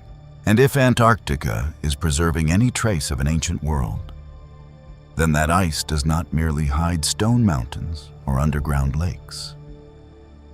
It also reminds us of an age when humanity went too far to the point that God had to bring an entire civilization to an end. That is why the story of the Nephilim, the Watchers, and the Great Flood cannot be separated from the Antarctic file. One side gives us the ancient testimony of judgment. The other side is the most mysterious continent on the planet, where human beings still cannot see everything that lies beneath. And when these two things are placed beside each other, the next question becomes very natural. If water once buried the old world, then what memories of that age might ice be preserving? To answer that question, we must step into another layer of the Bible, the storehouses of snow in the book of Job, where God reminds human beings that there are powers in nature that belong entirely to His hand. The storehouses of snow in the book of Job, when ice and snow become a reminder of the power of God. To answer that question, we must step into another layer of the Bible, the storehouses of snow in the book of Job, where God reminds human beings that there are powers in nature that belong entirely to His hand. The book of Job is one of the deepest writings in the Old Testament. The story begins with a righteous man named Job, who must pass through suffering, loss, sickness, and heavy questions about the justice of God. Job wants to understand why a man who fears the Lord has to suffer so deeply. His friends offer many explanations, but the more they speak, the more they deepen Job's wound. Near the end of the book, God speaks to Job out of the whirlwind. What is remarkable is that the Lord does not begin with a long lecture on the theory of suffering. He leads Job to look at creation, the foundations of the earth, the sea, the dawn, the constellations, rain, thunder, snow, hail, and the regions of nature far beyond human control. In Job chapter 38, verses 22 to 23, God asks Job, "Have you entered the storehouses of the snow? Or have you seen the storehouses of the hail, which I have reserved for the time of trouble, for the day of battle and war?" Through this, we can see that God speaks of snow and hail as things that have storehouses. In the language of the Bible, this way of speaking shows that nature lies under the government of the Lord. Snow, ice, hail, wind, water, the sea, and the sky all have their place within the order He has established. Human beings see snow falling, see ice covering the land, and see hail pouring down, but the deeper authority belongs to God. For Job, that question helps him recognize his own limits. Job is a wise man. He has lived uprightly and has been respected by many. But when God asks him about the storehouses of snow, Job understands that there are realms of God's power that far exceed human understanding. He can see snow on the ground.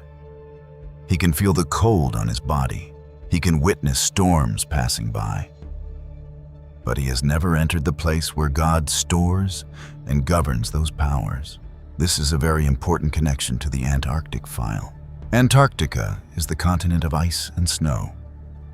Most of its surface is covered by thick layers of ice stretching across mountains, valleys, underground lakes, and ancient bedrock. Human beings can use satellites, radar drilling ships, survey aircraft, and research stations to study this land. But even with modern technology, Antarctica still keeps many things beyond our direct sight. When we read Job chapter 38, we need to look at Antarctica with greater caution. The book of Job is speaking about God's sovereignty over snow, hail, and the powers within nature. Antarctica, with its gigantic ice sheet, helps viewers picture that meaning more clearly. Ice and snow can preserve separate slowdown time and hold traces that human beings can only access piece by piece. A land covered in ice for a long time can become a place that stores the memory of the earth. Inside the ice, there may be ancient dust, air bubbles, climate traces, volcanic ash, microorganisms, and layers of time stacked upon one another.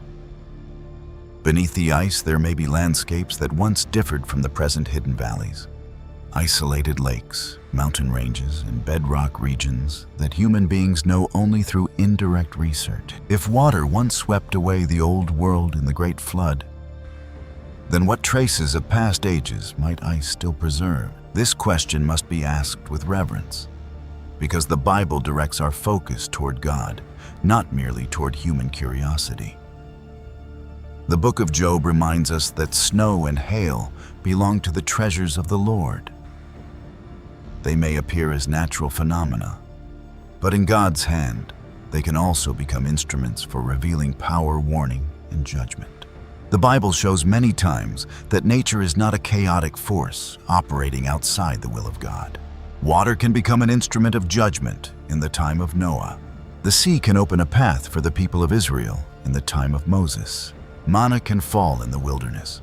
Hail can come down upon Egypt during the plagues. Wind can change the direction of battle. Fire can fall from heaven in moments of judgment. So when Job hears God speak of the storehouses of snow and the storehouses of hail, he is being reminded that nature belongs within a sacred order far greater than every human calculation. In this file, Antarctica becomes a very powerful image of that order. Its surface is cold, distant, difficult to reach, and almost separated from ordinary life. Beneath it, however, are landscapes, water rock, climate memory, and layers of time that human beings are still trying to read and understand. When we look at this continent, we are not merely looking at a frozen place. We are looking at a part of the world God has placed under His authority, where ice and snow can cover things belonging to the past and remind human beings of their limits. This is why the story of Antarctica so easily touches the human imagination. A place sealed under ice always makes people wonder what lies beneath. A thick layer of ice lasting through long ages always makes people think of things being preserved. A continent almost outside everyday life always creates the sense that this world still contains regions human beings understand very little about. But in the Bible, the more important question always lies beneath the surface. What can human beings find under the ice? And if they find it, will they have enough humility to understand it rightly before God? The book of Job places human beings in their proper position. Job wants to question things beyond what he can bear. But God leads him to look at creation and see that there are treasures, powers, and boundaries held only by the Lord. When human beings stand before the deep sea storms, snow, ice, hail, or lands hidden from view, the first attitude they need is the fear of God, not pride in technology.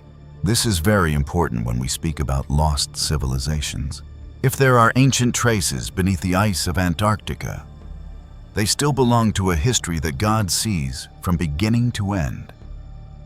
If that place contains only landforms, rocks, water, and climate memory, those things alone are enough to remind human beings that the Earth is far greater than what we can control. In both cases, Antarctica still gives the same reminder human beings may explore, but God alone holds authority over the storehouses of snow. From this point of view, ice is not merely a cold material layer. It can become a seal of time, It holds traces, slows decay, covers lands, and separates human beings from what lies beneath. When we look at the ice of Antarctica through the lens of the Book of Job, we see a very clear lesson. There are things God preserves until the appointed time. And there are powers in nature that human beings are allowed to approach only in part. Therefore, the storehouses of snow in the Book of Job do not lead us to a secret map of Antarctica. They lead us to the right attitude before the mysteries of the world. Snow, ice, and hail are under the rule of God. The deepest covered regions of the earth are also before His eyes. What human beings have not yet seen, God still knows. What history has buried, God still remembers. What civilizations have lost, God still holds within His righteous judgment. And when we place this verse beside the story of the world before the great flood, everything begins to connect. Genesis tells us of an old world that developed, fell, and was judged by water. The Book of Enoch tells of the Watchers, the Nephilim, and forbidden knowledge that pushed humanity into violence.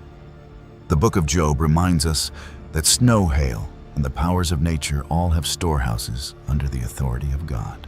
Antarctica, with its gigantic ice sheet, becomes a place that makes modern people ask, could there be ancient fragments of memory still being preserved beneath that snow?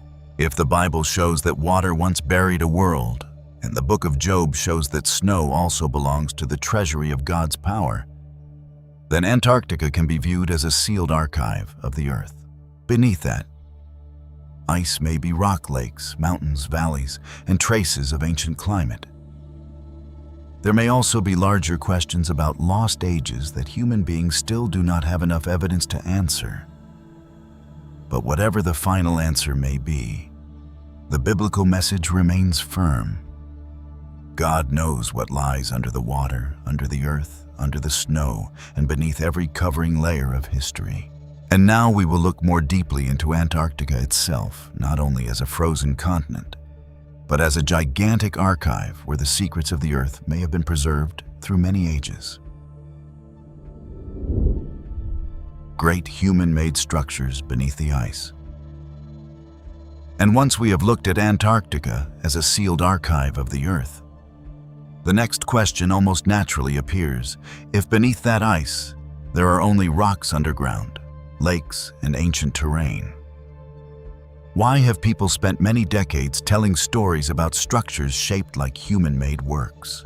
From satellite images, explorers' accounts, anonymous military stories, and theories about a civilization before the Great Flood, Antarctica has gradually become one of the most mysterious places in the modern imagination. What makes this file even more fascinating is that some real images do show very unusual landforms, while some accounts describe structures in such detail that they are not easy to dismiss.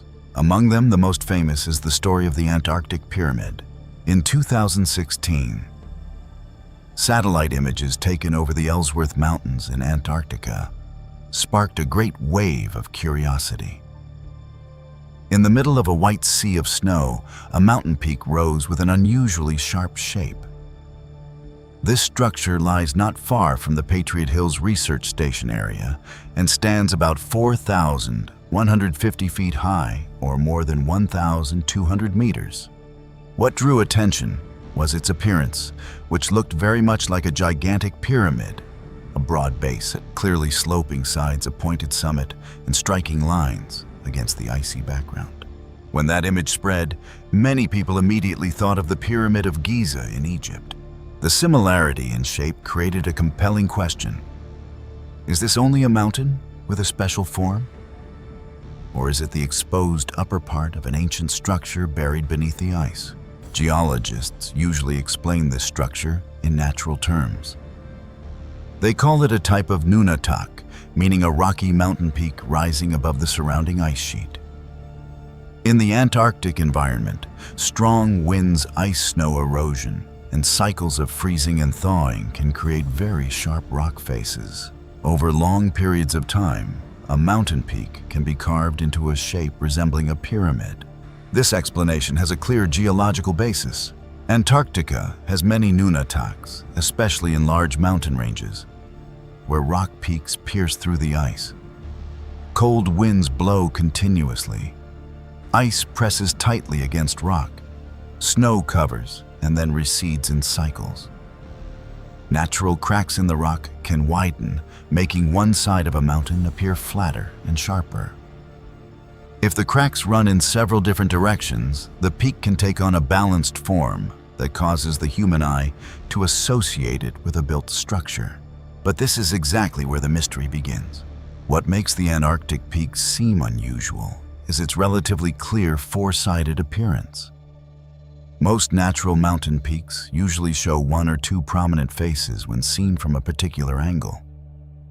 This structure, however, gives the impression of having up to four faces with sloping lines converging toward a sharp summit. That symmetry makes many people feel that the explanation, it is only a mountain, still does not fully satisfy them. From there, the theory of a human-made structure began to spread.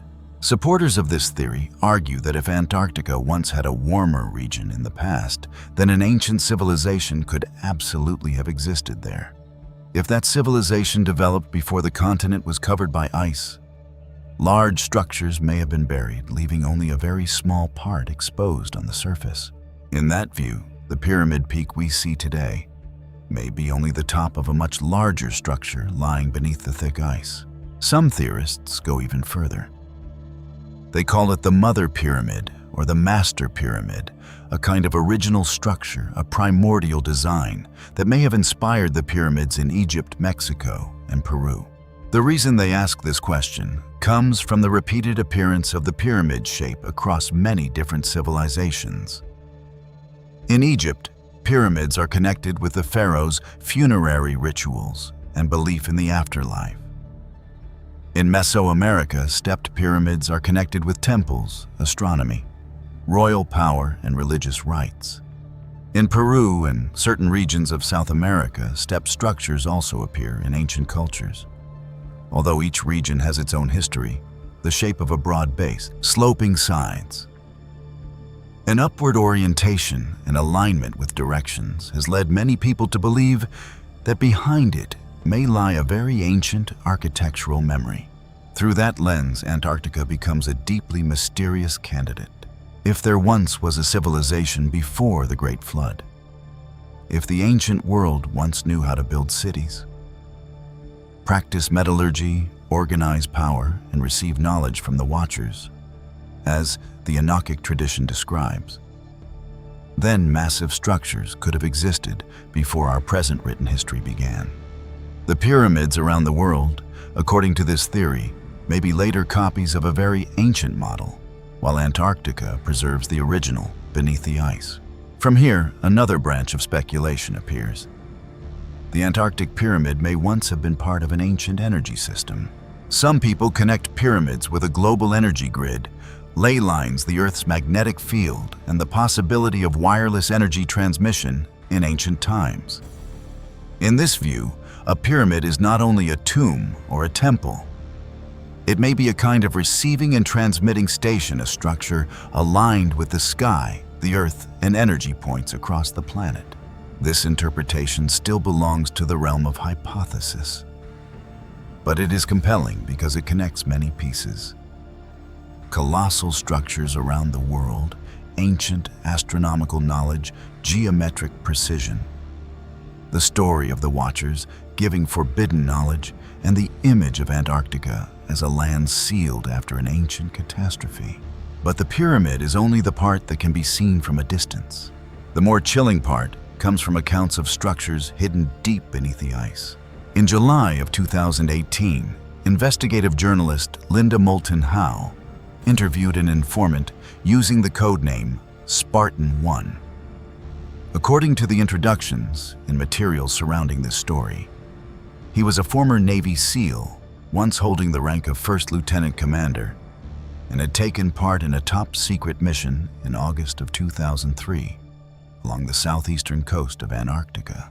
According to Spartan 1's account, his team approached a gigantic octagonal structure. Its top rose about 18 feet above the surface of the ice, or roughly 5.5 meters, while the rest lay deep below. That octagonal shape makes the story very different from theories about a natural mountain. An 8-sided structure often suggests intentional design, especially when it comes with doors, corridors, interior spaces, and symbols on the walls. The first thing that caught Spartan 1's attention was the enormous doors. According to the account, those doors were between 18 and 30 feet thick, or about 5.5 to 9 meters. With such thickness, an ordinary person would imagine that they must have been so heavy that only large machinery could move them. But Spartan 1 claimed that with only a gentle push from one finger, the door opened almost without resistance. This detail creates the sense that the structure used a mechanism far beyond ordinary door technology. Perhaps weight balance, unusual materials, magnetism pressure, or some form of technology that those entering did not understand. When the Special Operations team entered, they encountered an environment completely different from Antarctica outside. Outside, the temperature dropped to -40 degrees Fahrenheit, which is also -40 degrees Celsius. Inside the structure, however, the temperature remained between 68 and 72 degrees Fahrenheit, around 20 to 22 degrees Celsius.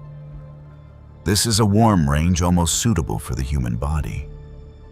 If this account is true, the structure had the ability to maintain a stable temperature within one of the coldest environments on the planet. That detail immediately raises a major question. What source of energy could keep a structure buried under ice so warm? According to Spartan 1, the interior space was illuminated by a green light almost like lime green. That light covered the walls, corridors, and inner spaces.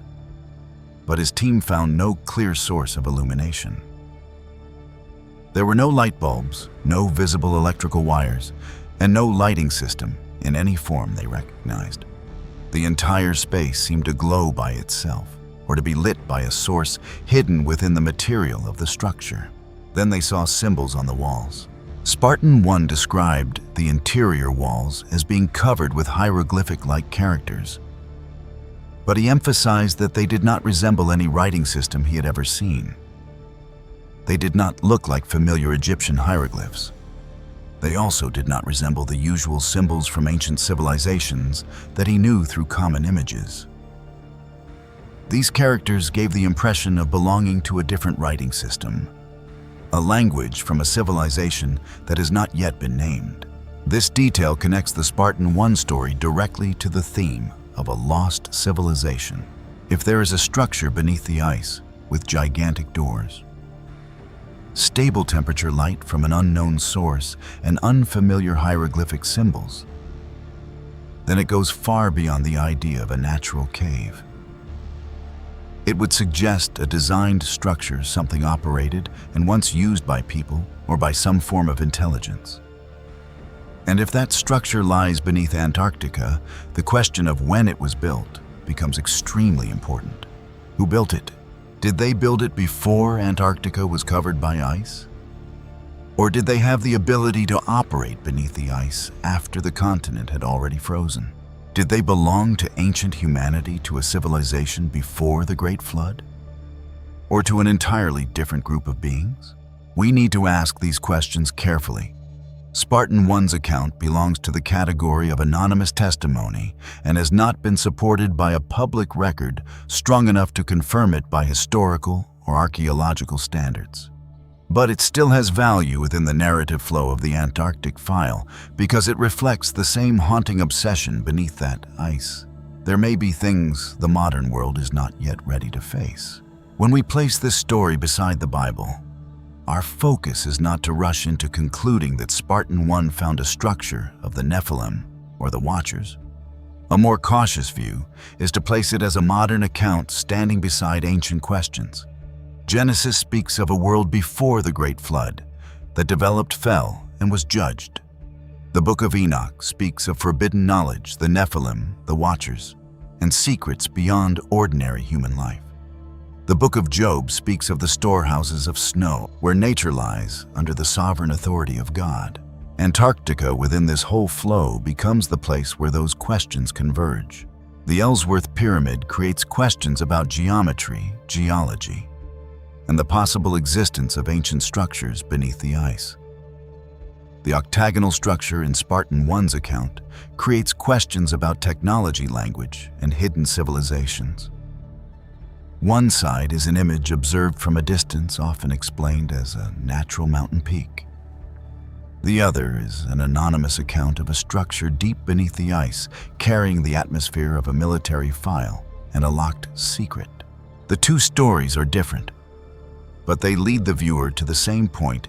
Antarctica forces human beings to face the limits of their understanding.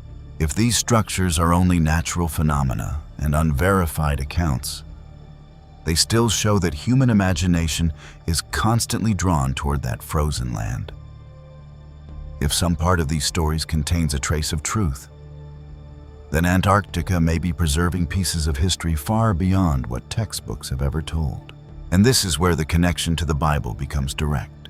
The Bible does not need an Antarctic pyramid to prove that civilizations can collapse.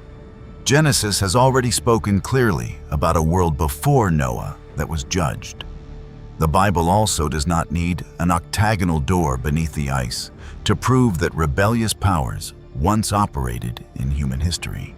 The Enochic tradition and the New Testament epistles have already mentioned angels who sinned and were imprisoned to await the day of judgment. But the stories about structures beneath the ice bring the question closer to modern people. If there truly are ancient structures beneath Antarctica, they may be remnants of a world that was buried. If they are only rock ice legend and anonymous testimony, they still remind us that human beings always feel something has been lost in their own history. Perhaps it is the memory of an age before the Great Flood. Perhaps it is the fear that civilizations before us went too far and then disappeared into silence. Perhaps it is the reminder that whatever lies beneath the ice has never been only a story about geology. The pyramid-like peak in the Ellsworth Mountains, the octagonal structure in Spartan 1's account, the city in Byrd's diary, Agartha, the storehouses of snow in the Book of Job, the world before Noah, and the Nephilim in Genesis. All of these form a chain of major questions surrounding Antarctica. What lies beneath that ice? A natural wonder shaped by wind and ice. The traces of a lost ancient civilization, or only a mirror reflecting humanity's very real fear of what history has buried. Wherever the answer lies, the Bible still pulls us back to the most important point. Every civilization, no matter how great, stands under the judgment of God. Great structures, advanced technology, deep knowledge, and wide-reaching power cannot save a world that has allowed violence, pride, and rebellion to take hold of the heart. Therefore, the great human-made structures beneath the ice, if they truly exist, would not only be evidence of ancient intelligence. They could also be silent inscriptions from an age that was warned went too far and was buried beneath the judgment of history. And if Antarctica is preserving part of that file, then the most frightening thing is not that we may find a door under the ice. The more frightening thing is that what lies behind that door may tell the same story the Bible warned about from the beginning. When human beings receive great knowledge but lose the fear of God, that civilization walks itself toward the day of its end. Alien bases and UFOs beneath the ice of Antarctica. After the stories of the Antarctic pyramids, the octagonal structure, the glowing corridors, and the unfamiliar symbols beneath the ice, this file moves into an even bolder branch: alien bases and UFOs. If there is one place on Earth suited to conceal the presence of an extraterrestrial civilization, it is Antarctica. Frozen, isolated, far from almost every normal human settlement route, covered by extreme climate conditions and ice layers, so thick that human beings can only access them piece by piece. This is the ideal place to hide anything from secret bases and ancient technology vaults to tunnels beneath the ice, or even a crashed craft that has lain silent through many ages. For many decades, independent researchers Former military officers, UFO watchers, and anonymous witnesses have spoken out again and again. They believe that beneath the Antarctic ice, something is being kept hidden. According to them, that thing goes beyond the ordinary history of humanity and carries the traces of a civilization from beyond Earth. One of the most common theories says that beneath the kilometers-thick ice of Antarctica, there exists an alien base active for thousands of years, perhaps even longer. In this view, Antarctica is not merely a frozen continent. It becomes a massive hidden station, a natural base region beyond the control of ordinary human life. Those who believe in this theory often begin with a very simple question. Why would an advanced civilization choose Antarctica? The answer lies in its very harshness.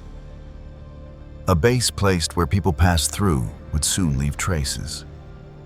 A structure built in a desert jungle or high mountain could still be detected by satellites, aircraft, and local populations.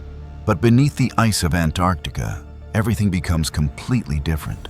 The ice sheet works like a natural curtain. Snowstorms erase traces very quickly. Low temperatures preserve material over long periods of time. The remote location means that every approach requires major logistics, specialized equipment, and international permission.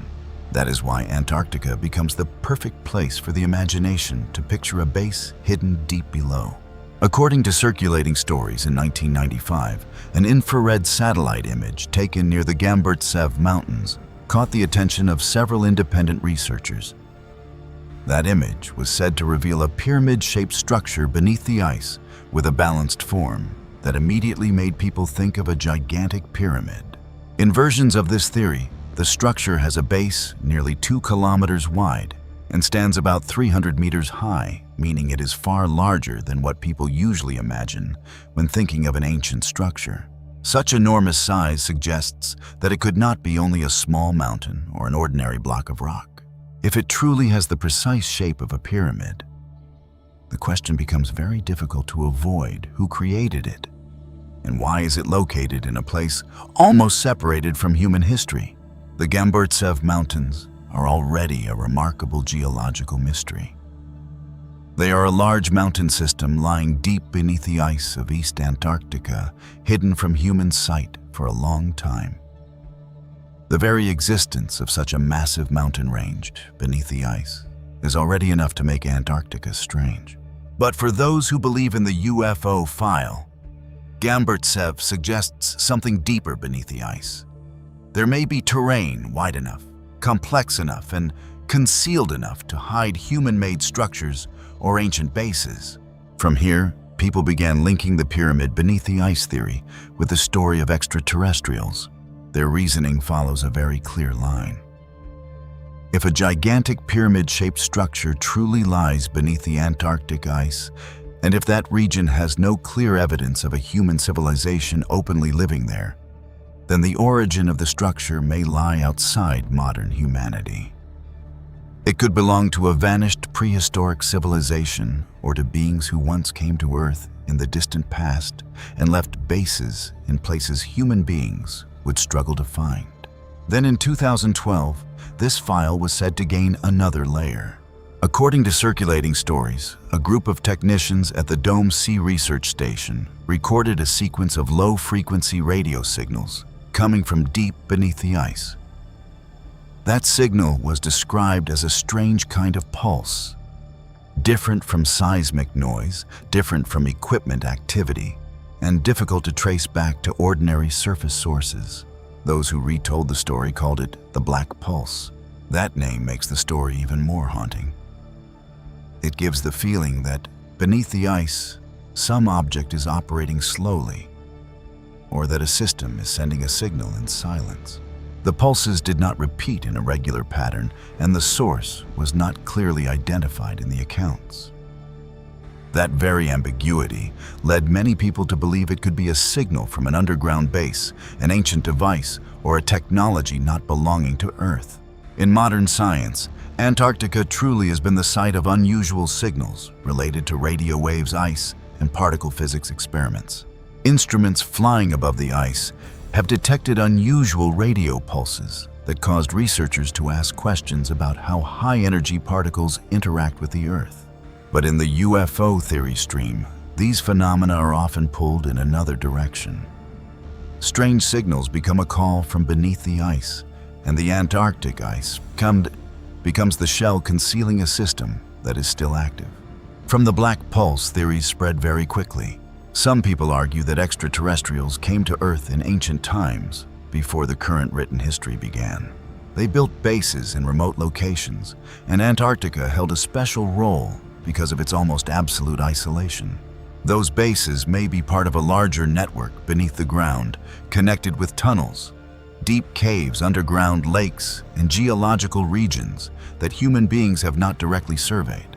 In this view, Antarctica is not a single point. It is a locked node in a global system. Some theories also pull the story back to Nazi Germany and Neuschwabenland.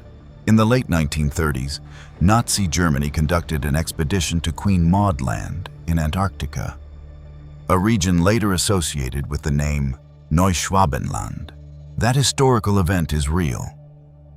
But the mystery begins when many people claim that the expedition was not only meant for surveying marking territory or serving whaling interests. According to circulating theories, the Germans may have found traces of an extraterrestrial civilization beneath the ice and tried to exploit technology from it. This theory is often used to explain the rapid development of certain German military technologies during the Second World War. From V-2 rockets and jet engines to experimental aircraft and secret weapons programs, wartime Germany created many projects that later drew intense attention.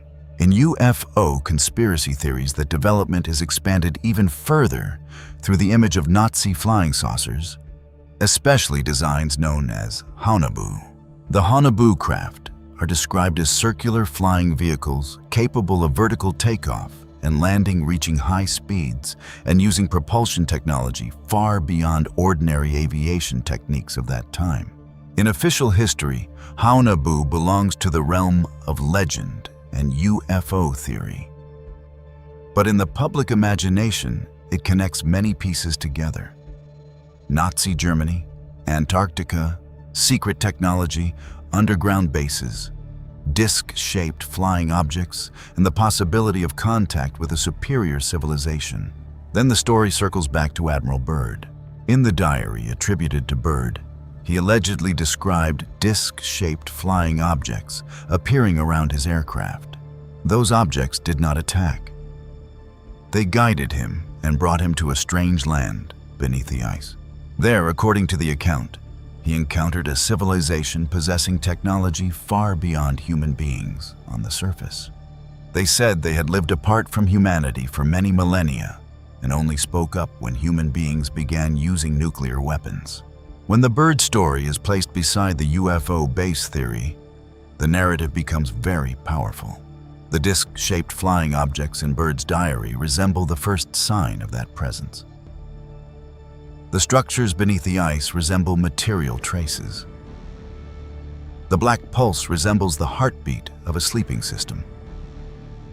Neuschwabenland and Humanoid resemble a branch of military history pulled into the realm of secrecy. Together they create one picture. Antarctica may be hiding another world just beneath its silent surface. So what if all of this is true? What if just beneath that white ice, an ancient base is still operating? What if the pyramids, the signals, the military accounts, and the disc-shaped flying objects are only small fragments of a much larger file? What if beneath Antarctica there are not only rocks, mountains, and underground lakes, but also a civilization that does not belong to human history? These questions have made the Antarctic file fascinating for many generations. People are drawn into it because Antarctica is both real and distant. The ice is real. The research stations are real. The military operations are real. The mountain ranges beneath the ice are real. The experiments that have recorded strange signals in Antarctica are also real in certain scientific contexts. But when those events are placed beside stories of UFOs, underground bases, and alien technology, the human imagination begins to move into a deeper region. This is also where we need to reconnect with the Bible. In the Bible, beings from heaven are not unfamiliar. Angels appear at many important moments. Rebellious powers are also mentioned. Genesis chapter 6 speaks of the sons of God, the daughters of men, and the Nephilim before the great flood. The book of Enoch expands this into the story of the Watchers, descending to earth, transmitting forbidden knowledge, and turning humanity away from its proper path. The New Testament epistles mention angels who sinned and were imprisoned to await the day of judgment. For that reason, when modern people speak of aliens, beings from somewhere else, or civilization not belonging to Earth, this subject can be viewed through a more careful biblical lens. Perhaps some UFO stories are the modern age's way of reinterpreting encounters with beings from the spiritual realm. Perhaps the imagination of extraterrestrials reflects an ancient memory of the Watchers, the Nephilim, and powers that once interfered in human life. It may also be that these stories show humanity has always sensed that something beyond ordinary sight is influencing history. The important point is this: the Bible does not encourage human beings to chase after every strange phenomenon. The Bible calls human beings toward discernment, watchfulness, and the fear of God. When knowledge that crosses moral boundaries is given to humanity, the consequence in the pre-flood story is violence, corruption, and judgment. When a civilization possesses great technology but lacks righteousness, that very power can pull it toward destruction. The discovery of two 600-million-year-old tiny human skeletons in Antarctica. After the stories of UFO bases, pyramids beneath the ice, strange radio signals, and structures shaped beyond ordinary understanding, the Antarctic file opens into an even more shocking branch. Two tiny human skeletons said to be as old as 600 million years. Just as the mysteries surrounding the structures beneath the ice were still stirring debate, another story from the polar region began spreading through communities fascinated by mysterious archaeology. The location mentioned is the Whitmore Mountains, a remote frozen region almost completely separated from ordinary human life in Antarctica. According to circulating reports, scientists there found two tiny skeletons embedded in ancient rock shaped like human beings and said to date back as far as 600 million years. That number alone is enough to make the story astonishing. 600 million years ago is an extremely distant point in Earth's history. According to the common geological timeline, it belongs to the late Precambrian, close to the Ediacaran period, when the earliest complex life forms were only beginning to leave traces in stone. The organisms known from that period were mostly soft-bodied, strangely shaped, living in ancient marine environments and very far removed from anything resembling the body of a modern human being. So if a human-shaped skeleton truly appeared from the 600 million year mark, the entire history of life would have to be reconsidered. The circulating story describes the two skeletons as being almost intact. The joints are said to be clear, the body proportions small but balanced, and the appearance more like a miniature adult than the remains of an infant. That detail is what gives listeners chills. If they were only small children, the story would move in a different direction. But many accounts say these may have been adults with extremely small bodies, a kind of tiny human race that had previously appeared only in folklore, fairy tales, and stories about hidden peoples. The Whitmore Mountains make the story even stranger. This is a harsh, cold, remote region rarely mentioned in everyday life. When people imagine Antarctica, they usually think of white ice, strong winds, bare mountains, and an almost absolute silence. In that setting, the appearance of two tiny human-shaped skeletons with an extremely ancient age creates the feeling that the ice has accidentally revealed a hidden file from another world. If those skeletons truly are 600 million years old, then where did they come from? Did they belong to a vanished branch of humanity? Were they traces of a prehistoric civilization far beyond every familiar timeline? Or were they fragments of a larger story, in which Antarctica once preserved beings and civilizations that modern history has never named? This is where the story becomes dangerous to every ordinary system of explanation. Within the mainstream scientific framework, human beings appeared extremely late, compared with the 600 million year mark. Dinosaurs appeared much later than that. Primates, the distant ancestors of human beings, and Homo sapiens all belong to geological periods far younger than that. For that reason, a human-shaped skeleton from 600 million years ago would create a gigantic paradox. It would place the human form in an age when, according to current models, bodies with such bones do not belong to the recognized fossil record. That is why this story made the online community explode. It strikes directly at a very deep human curiosity. Is the history of life? We are learning the whole picture or only the visible surface of a file still missing many pieces?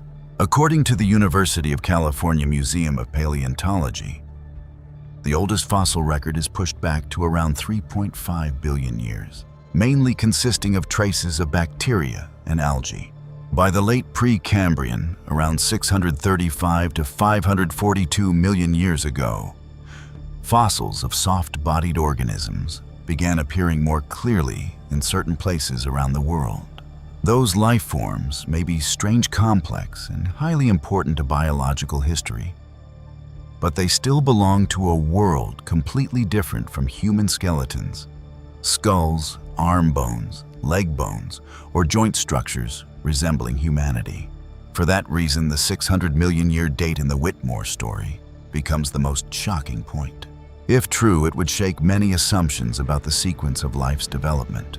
It would raise questions about civilizations before humanity, about human-like beings that may have existed in an extremely ancient age, and about the possibility that some lines of life vanished completely from Earth's memory.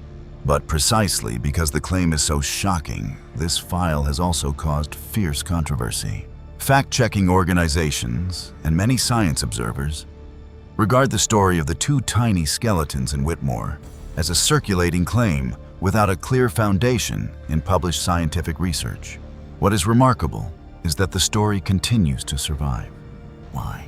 Because it touches a motif far older than modern science, the legend of tiny people. From Europe to Asia, from indigenous tribes of the Americas to folk stories in the Middle East. The image of a small race living hidden beneath the ground in mountains, caves, deep forests, or isolated regions appears again and again with a strange power. They are described at times as wise, at times dangerous, sometimes possessing ancient knowledge, and sometimes connected to realms beyond ordinary life. So when a story about two tiny human skeletons appears in Antarctica, people immediately feel as though a piece of legend has suddenly found a physical form, and Antarctica is a fitting place for stories like this to emerge. A frozen continent covered over, difficult to reach, filled with buried mountains, underground lakes, hidden valleys, and bedrock regions that human beings can only see through instruments. If a small race had ever existed somewhere beyond the reach of recorded history, Antarctica, in the human imagination, seems like the most suitable place to hide its traces. But the story of tiny people does not stop with Antarctica. In 2003, in La Noria, an abandoned town in the Atacama Desert of Chile, a man named Oscar Munoz discovered an extremely small human-shaped mummy. This being was only about 13 to 15 centimeters tall, with a pointed skull, large eye sockets, and an unusual skeletal structure. Because its shape was so strange, many people once viewed it as evidence of an extraterrestrial being or a mysterious human race. Later genetic analyses placed Atta within human origin, but its unusual appearance still caused the story to be repeated in files about tiny beings. The Atacama case created a very strong effect. People realized that sometimes a very small body can make the whole world imagine aliens' mythology and other civilizations. A pointed skull, a body the length of a hand, and a story of discovery in an abandoned desert are enough to create the feeling that history is hiding something. Then, in the United States, the story of the San Pedro Mountains mummy added another layer to this file. In the early 1930s, while digging for gold in the San Pedro Mountains of Wyoming, Two prospectors named Frank Carr and Cecil Maine discovered a very small mummy inside a rocky cave. That body later became known as Pedro. According to stories circulating at the time, Pedro had a seated posture, a tiny body, a strange face, and a size that made many people think of legends about little people in indigenous North American cultures. Later analyses recorded in academic files placed Pedro closer to the case of an indigenous infant with severe deformities. But for the public, the image of a tiny mummy found in a Wyoming mountain cave has kept its power. It connects indigenous legend, archaeology, biological deformity, and curiosity about small peoples who may once have lived in remote mountain regions. By 2005, the file of tiny people appeared again in Iran, near Makhunik, a region famous for small houses and legends. About short-statured residents, people discovered a mummy only about 25 centimeters tall. The story quickly spread throughout Kerman province. Smugglers were said to have tried to sell the mummy for a very high price overseas. In early reports, the remains were described as a 16 to 17-year-old adult with an extremely small body, leading many people to believe that Makhunik may once have been a city of dwarfs. Afterward, Iranian experts leaned toward the explanation that the mummy belonged to a premature infant who died around 400 years ago. Even so, Makhunik has kept its own layer of mystery because the village architecture, the low houses, the malnutrition of past living conditions, and the legends of small residents have blended together into an unforgettable story. When we look at these cases together, we begin to see a common point. Atacama lies in the dry desert of Chile. San Pedro appeared in a mountain cave in Wyoming. Makhunik is connected with an ancient village region in Iran. Whitmore in the Antarctic story lies on the frozen edge at the far southern end of the world. These places are far apart and belong to completely different environments. Yet they all pull human beings toward the same question. Why do legends of tiny people keep returning across so many cultures? It may be that most physical cases can be explained through biology, pathology, premature birth deformity, or rumor. But the repetition of the tiny people motif in human memory is still very noteworthy. People in many different lands have told stories of small beings who live hidden away, appearing in caves, mountains, forests, deserts, or places difficult to reach. These stories may have come from tribal memory encounters with outsiders of shorter stature or real phenomena, retold through generations until they became legend. In the Antarctic file, the story of the two 600-million-year-old tiny skeletons mainly appears as an unverified rumor without an official scientific publication. Scientifically speaking, the 600-million-year mark belongs to the Ediacaran period, when life forms were mainly soft-bodied organisms, and there is no evidence of human skeletons or similar structures. Therefore, the existence of human-like remains from that time does not fit current geological and biological data. In addition, there is no archaeological report or published study from reputable scientific institutions confirming the discovery of these two skeletons in the Whitmore Mountains. Independent fact-checking sources also classify this story as misinformation or an unverified claim. And yet, the theory of tiny people in this place still receives strong support because Antarctica does not only possess skeletons of strange size, it also holds countless ancient structures, pyramids, strange signals, UFOs, underground bases, Agartha the Watchers, the Nephilim, and now tiny skeletons. Each story carries a different level of evidence, but together they reveal one thing. Humanity still longs to find evidence, the missing pieces of history recorded in the Bible. And if Antarctica truly is preserving fragments of that file, then the white ice at the end of the Earth is not only covering the past.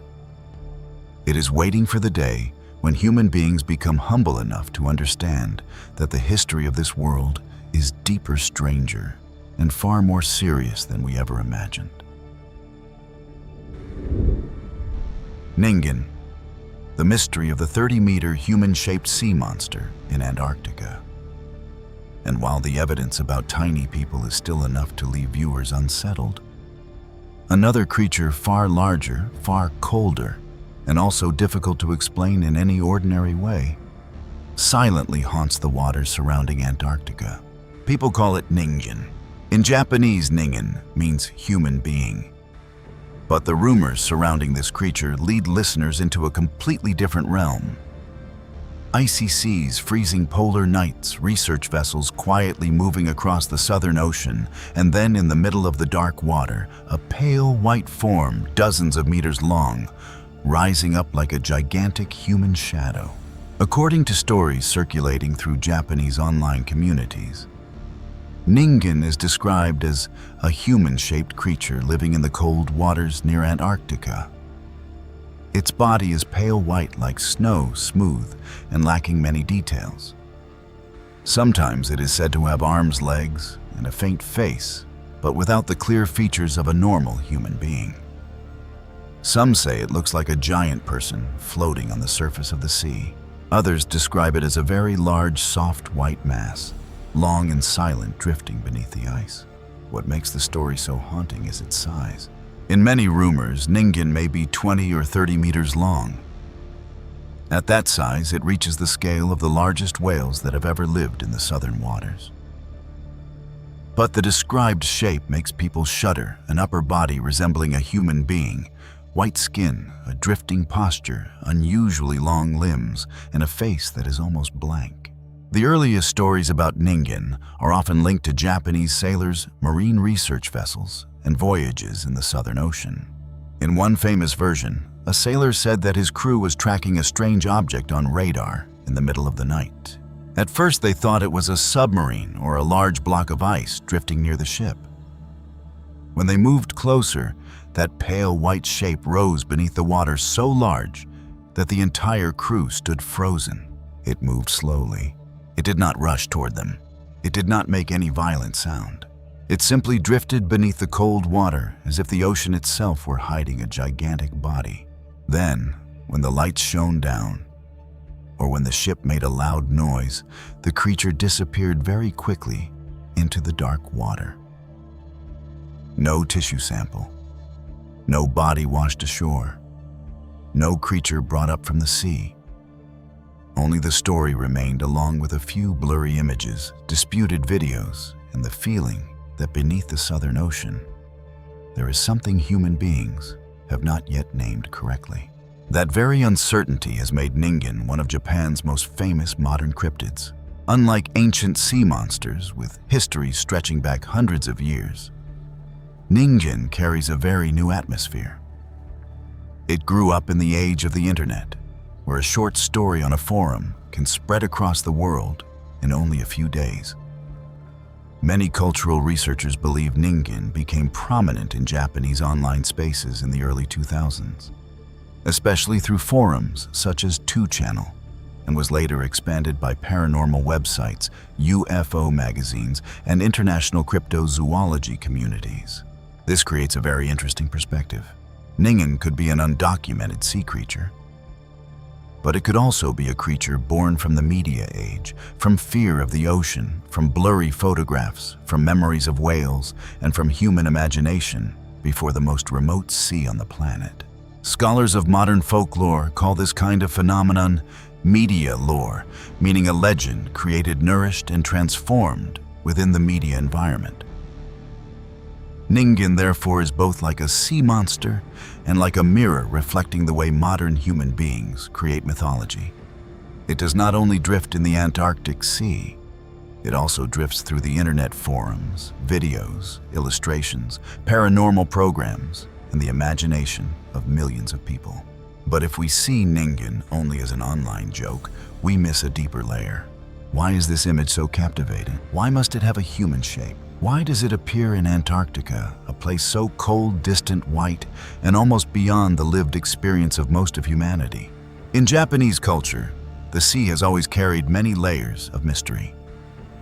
Since ancient times, the Japanese have had legends of Ningyo mermaid beings with fish bodies and human-like faces. In older tradition, Ningyo are not like Western mermaids. They are often strange, sacred, frightening, and tied to omens. As time moved into the modern age, the image of the half-human, half-sea creature gradually changed, and in the imagination of the internet, Ningen appeared as a giant, pale white, alien version living in the waters at the end of the world. Researchers Greenland and Hayward have viewed Ningen as the product of an island sea imagination within the Japanese context. They noted the connection between Ningen and whaling activity in the Southern Ocean. This is a point worth considering carefully. Ningen is described as both human-like and whale-like. It lives in waters where Japanese vessels once operated heavily for whale research and whaling. It bears the shape of a creature pulled between two worlds, the world of the observer and the world of the whales being observed. From this perspective, Ningen may be an image created by popular culture to express a feeling of unease. When human beings go too deeply into the territory of gigantic sea creatures, they begin to imagine that the sea itself is looking back at them. A scientific oceanic approach opens a completely different path of explanation. The Southern Ocean truly is home to gigantic creatures. Antarctic blue whales can grow longer than 30 meters. Humpback whales, fin whales, sperm whales, giant squids, elephant seals, and many other large species have made these waters a stage for scenes that can easily overwhelm people aboard ships. In fog, darkness, drifting ice, heavy waves, and weak light. Part of a whale's body rising above the surface can create a very strange shape. A white pectoral fin, a pale belly, a curved back, a round head, or a body drifting sideways can cause the human eye to assemble the image into something almost human. Marine biologists are often very cautious with stories about ocean monsters. They know that the deep sea still contains many species that have not been described. But they also know that the human eye is easily misled in environments with poor light and few points of scale. At sea, an object far away can appear much larger than it really is. A small block of ice can look like a living creature. A decomposing whale carcass can deform into something that looks like a prehistoric monster.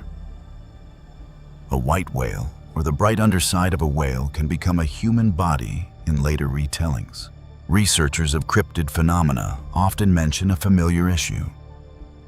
Many sea monsters in history begin with something real, then pass through human eyes, memory, fear, rumor, and the press.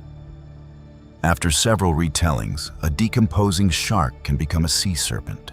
A drifting piece of ice can become the back of a monster. A wake created by a whale can become the trail of a gigantic creature.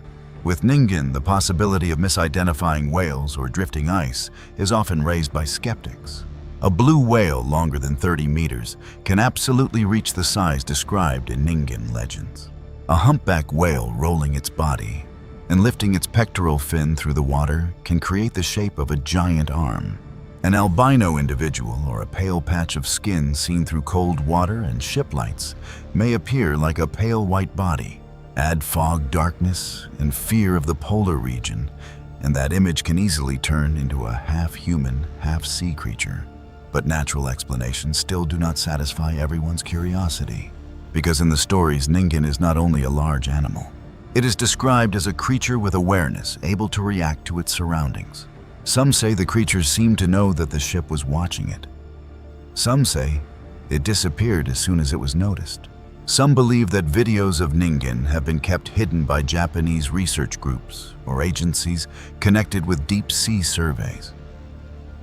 These stories do not have strong public evidence, but they make the legend thicker. Because listeners are always pulled into the same question: if real footage exists, why has the public never seen a clear version? From here, Ningen moves out of biology and into the realm of hidden files. Some people believe the Japanese government has known about this creature since the 1990s, but chose to keep it secret to prevent panic or to protect marine research programs. Some claim research vessels once recorded footage of a human-shaped creature beneath the ice, only for the materials to be sealed away. Some anonymous accounts even describe researchers seeing something that was not a whale, not a human, but very large, very strange, and seemingly aware that someone was there. This kind of account is very difficult to verify, but it is emotionally powerful. It makes listeners imagine a night aboard a research vessel in waters where the temperature could kill a human being within minutes of falling in. Radar shows a strange signal. Searchlights sweep across the surface. A gigantic white mass silently rises, almost like a human body, but far too large to be human. In that brief moment, all familiar knowledge of the sea seems suspended. If Ningen is a real creature, what group could it belong to? One theory suggests that it is an undocumented marine species. The ocean still contains many poorly explored regions, especially in deep cold and remote areas. The Southern Ocean has a unique ecosystem, rich in krillfish, squid, seabirds, seals, and whales. A large species that has not yet been fully described is difficult to imagine. But in history, human beings have more than once considered a species legendary before obtaining specimens or reliable observation. The giant squid is a famous example. For centuries, sailors told stories about monsters with enormous tentacles beneath the sea.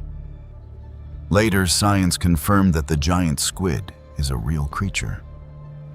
That has led many supporters of cryptozoology to believe that Ningen could also belong to a rare branch of life, living deep below, rarely appearing on the surface, and seen only under unusual conditions.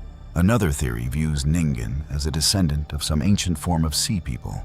According to this theory, there may once have existed a branch of beings with a near-human shape, adapted to cold water, developing pale skin, long bodies, large limbs, and the ability to dive deeply. This is a very bold hypothesis because it would require anatomical, genetic, and fossil evidence that has not appeared in the public scientific record. Some people pull the story towards secret wartime experiments. In this version, Ningen could be the product of hidden biological programs created and then abandoned in the cold seas to erase the evidence.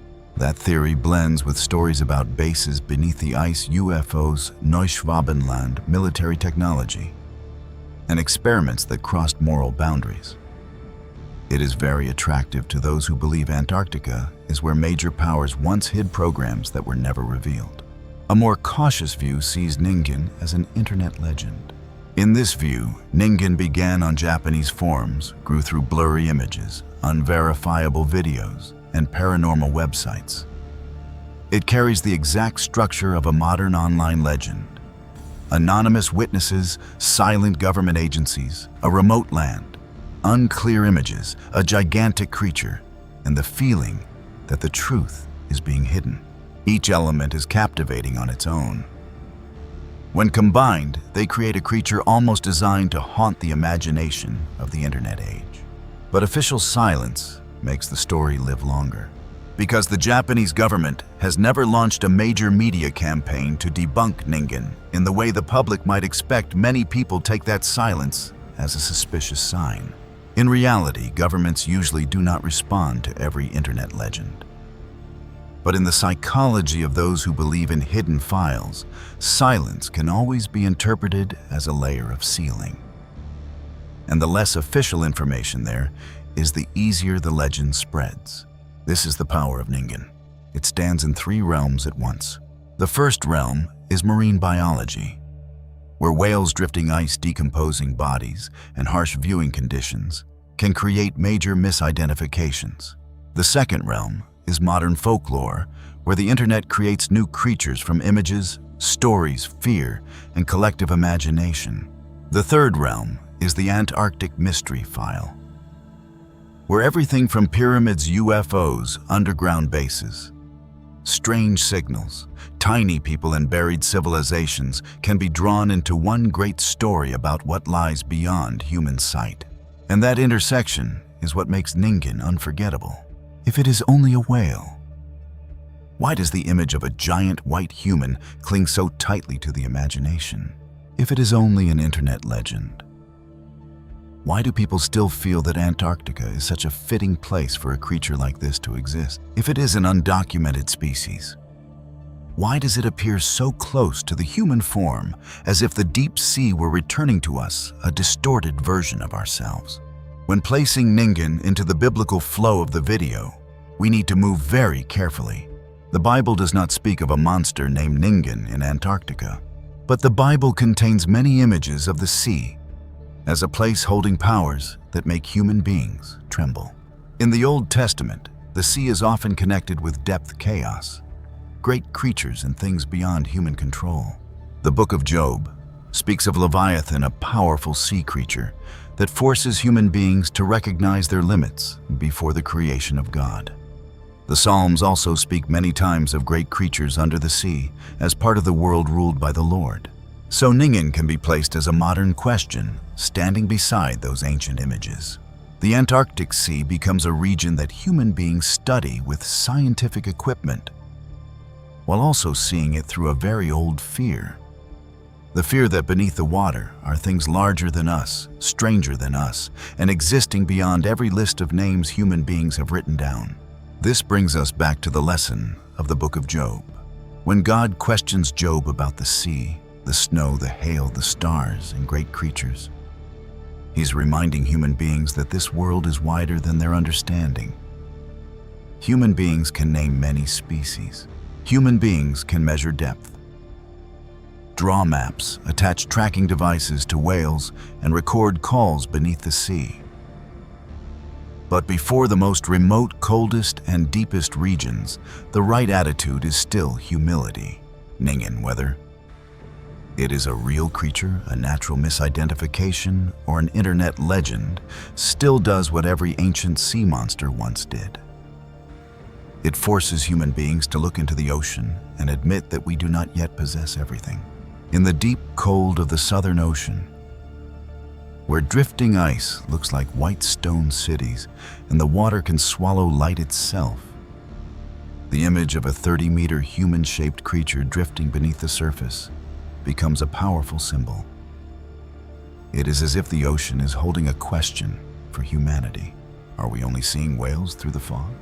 Has the internet created a new legend from blurry images and scattered accounts? Or is there a strange form of life hiding beneath the icy sea, occasionally rising close enough to terrify human beings, then disappearing before science can name it?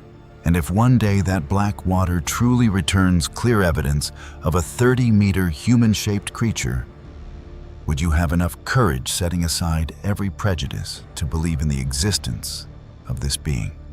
Do not forget to leave your answer in the comments below. The mystery of blood falls flowing for more than 100 years in Antarctica. After Ningen, after the human-shaped creatures lurking in the black, freezing waters, we continue deeper into Antarctica. But this time, the mystery does not lie beneath the water. It flows out right before human eyes, blazing red against the white ice, as if the continent itself is bleeding from an ancient wound. People call this place Blood Falls, in the middle of the McMurdo Dry Valleys, one of the driest, coldest, and most Mars-like places on Earth.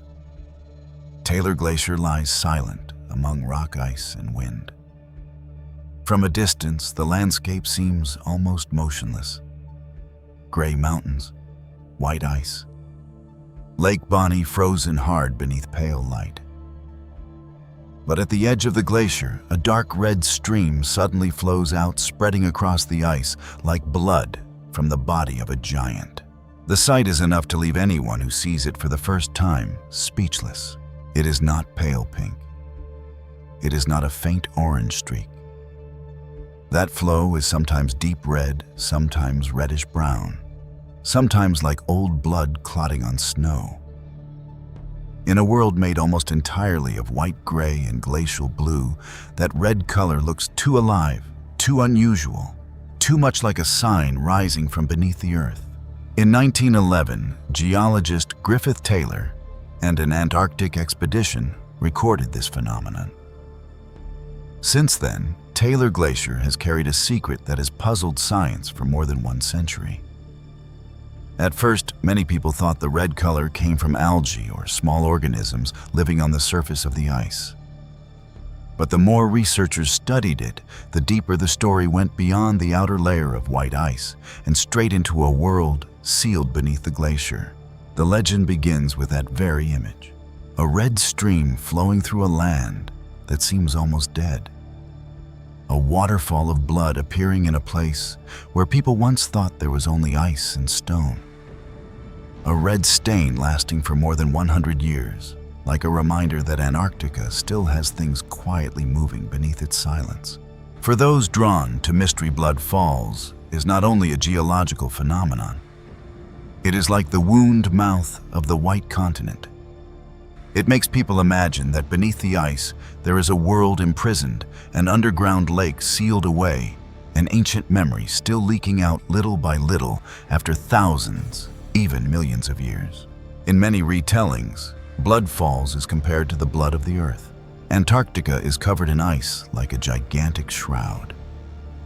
Beneath that shroud are mountains, lakes, valleys, ancient rock microorganisms, and flows of briny water trapped in darkness. When Blood Falls flows out, people feel as though the ice has opened a small crack, revealing something more alive, deeper, and more frightening than the surface suggests. Modern science has offered a clearer explanation. That red flow comes from an iron-rich, briny water source deep beneath Taylor Glacier. This salty water has been isolated from light and the atmosphere for a very long time. When the water escapes to the surface, the iron in it meets oxygen and turns red, much like rusting iron. So what flows out at Blood Falls is not blood in the biological sense. That red color is the trace of iron salt ancient water and reactions that happen when a world beneath the ice touches the air outside. But this scientific explanation does not make Blood Falls less strange. On the contrary, it makes the mystery deeper, because beneath that ice, there is not only water. Studies show that the briny environment beneath Taylor Glacier may contain microorganisms living in extreme conditions. Cold darkness, salt, iron-rich water, and near total separation from the outside world. They do not need sunlight like the ecosystems we are used to on the surface. They live through chemical reactions in the dark, drawing energy from substances in the rock and brine. This makes Blood Falls a rare doorway into the world beneath the ice. What human beings see is only a red stain on the surface. But behind that red stain may be an entire ancient briny water system pressed beneath the glacier, moving through cracks and emerging when the inner pressure becomes strong enough. That flow is like a message from a place human beings can barely enter.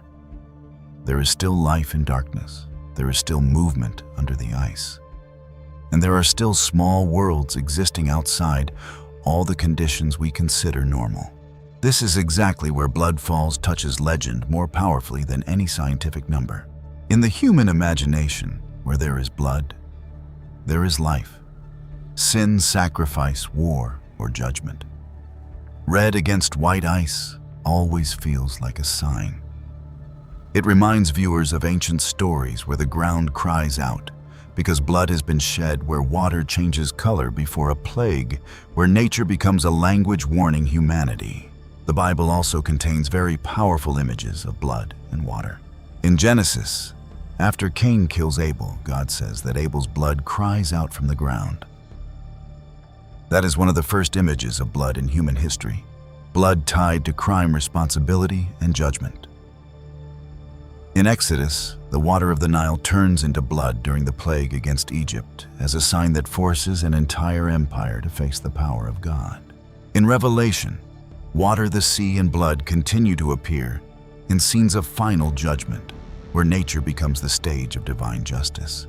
When we place those images beside Blood Falls, we do not need to say that the Bible directly predicted this phenomenon. What matters is the symbolic depth. A red flow coming out of ice at the end of the earth immediately makes human beings think of blood judgment and secrets buried deep in history. That is why Blood Falls so easily becomes legend. People can explain the red color through iron. People can measure the salt analyze the microorganisms, study the flow, and map the system of water beneath the ice. But when standing before that sight, the imagination still travels beyond data tables. A red waterfall in the middle of Antarctica does not speak only to reason. It strikes the ancient part of the human mind, where blood has always been the sign of something serious. In some modern legends surrounding Antarctica, blood falls is seen as evidence that beneath the ice, there is a land that is still alive. Some imagine it as a flow coming from an underground lake, where ancient organisms still exist. Some connect it with bases beneath the ice, with Agartha with civilizations before the Great Flood buried from sight. Some even see it as the blood of gigantic creatures or ancient powers imprisoned beneath the ice. For me, the frightening part lies in that feeling. A river of blood in the middle of white ice makes people think that Antarctica is not only preserving the past, it may also be bleeding memory. Each red drop seeps out like a reminder that beneath the silence of this continent, there is still movement pressure, tiny life, ancient history, and things human beings have only touched at the edge. Since the time of Cain, blood has been connected with the cry of injustice. Since the time of Moses, water turning into blood has become a sign of judgment upon a proud empire. From the prophets to Revelation, blood appears as a symbol of life, sin, punishment, and the righteousness of God. So in Antarctica, where ice and snow can be seen as the seal of time, a red flow coming out from the heart of the ice easily becomes an image that makes viewers stop and reflect. And perhaps that is why blood falls still haunts us after more than 100 years. Antarctica's Forbidden Zones area is closed to access. Try closing your eyes and imagining a land with no borders, no nation, and not a single native population living there. You would think that in a place at the end of the world, like Antarctica, human beings would be free to travel and explore every corner, right? But the truth is the complete opposite. Even though it is the most desolate place on the planet, Antarctica is also one of the most strictly guarded and controlled regions on Earth. In reality, an invisible network of forbidden zones has been spread across this continent.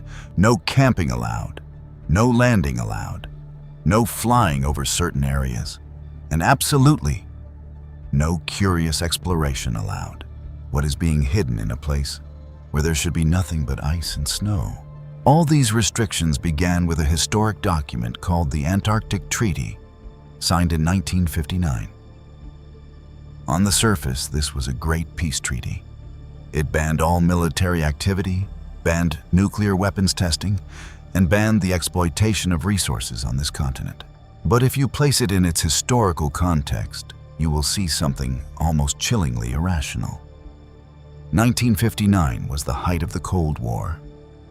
The United States and the Soviet Union were aiming thousands of nuclear warheads at each other, competing for every inch of land on the map and every mile of outer space.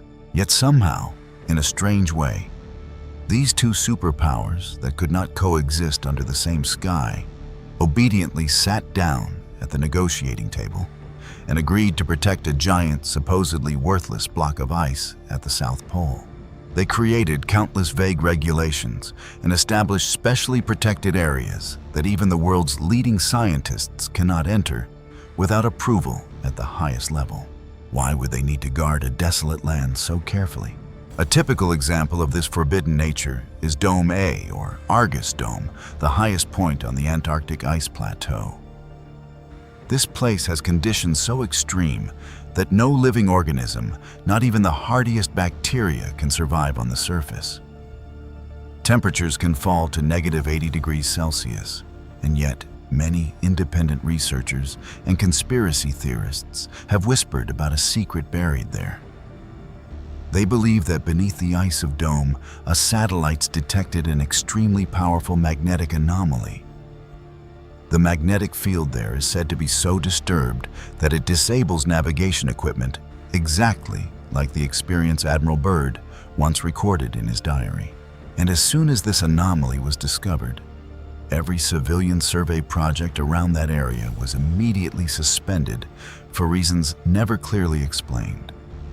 Was it only a shift in the Earth's magnetic core? Or is there a gigantic metallic structure beneath the ice silently emitting energy? Another even more mysterious area is Lake Vostok in East Antarctica. As we already know, Vostok is a gigantic freshwater lake buried beneath a layer of ice more than 4,000 meters thick. It has been sealed in absolute darkness for tens of millions of years. Scientists have publicly stated that they are searching for ancient microbial life there. But if it is only bacteria, then why are satellite images from Google Earth around Lake Vostok often deliberately blurred? People only see white pixelated patches digitally erased from view. In addition, many civilian and military aircraft have reported unexplained equipment control failures when accidentally flying across this airspace. Is it because of extreme weather, or because some kind of signal jamming system is protecting something at the bottom of the lake, and the strangeness is not only on the ground? Even the vast sky above Antarctica seems to be covered by invisible electric nets. Many commercial flight routes completely avoid flying over the Antarctic sky. Airlines usually explain that this is for safety reasons, bad weather, the risk of icing, and the lack of emergency landing airports.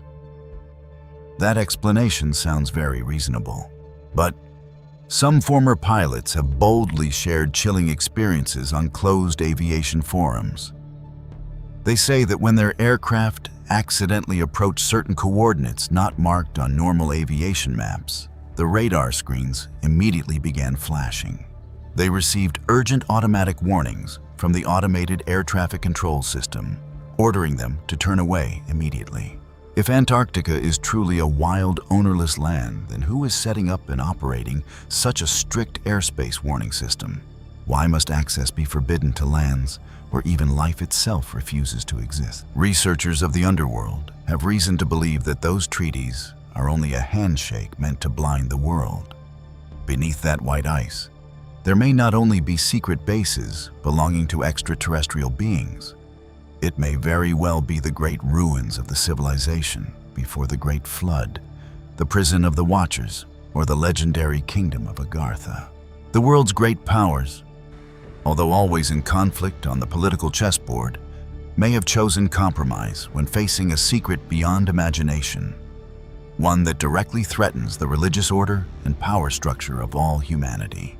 Together, they created an eternal prison through legal documents, dressed it in the clothing of scientific research, and made sure that no curious person could ever come close.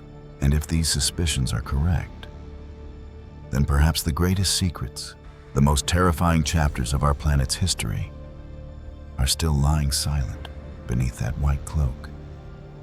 They remain far from every curious eye, far from every question, quietly waiting for the day when the seal of 10,000 years is broken. Our journey tonight has reached the moment when it must come to a close. We have traveled a very long road together. From the fossil forests sleeping beneath Antarctica, through the mysterious Piri race map, to the fateful flight of Admiral Byrd. And finally, we open the most sacred pages of Genesis and the Book of Enoch to see the full picture of a lost world. So what is the true lesson this white continent wants to leave with us?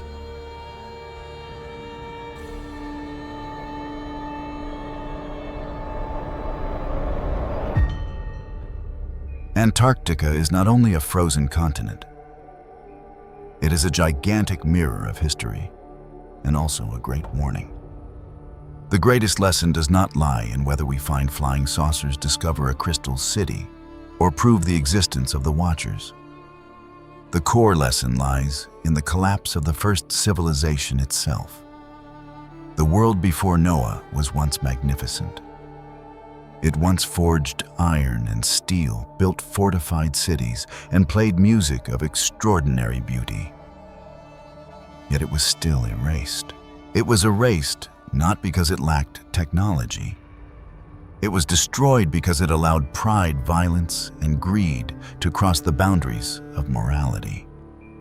When human beings mistakenly believe their own intelligence can replace the Creator, when they use power to oppress instead of to love, even the greatest achievements will be swallowed by nature beneath the floodwaters or sealed under miles of cold ice.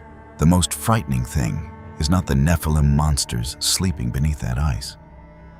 The most frightening thing is that the seed of the Nephilim still exists inside the nature of modern humanity, the desire to dominate and the bottomless hunger for power.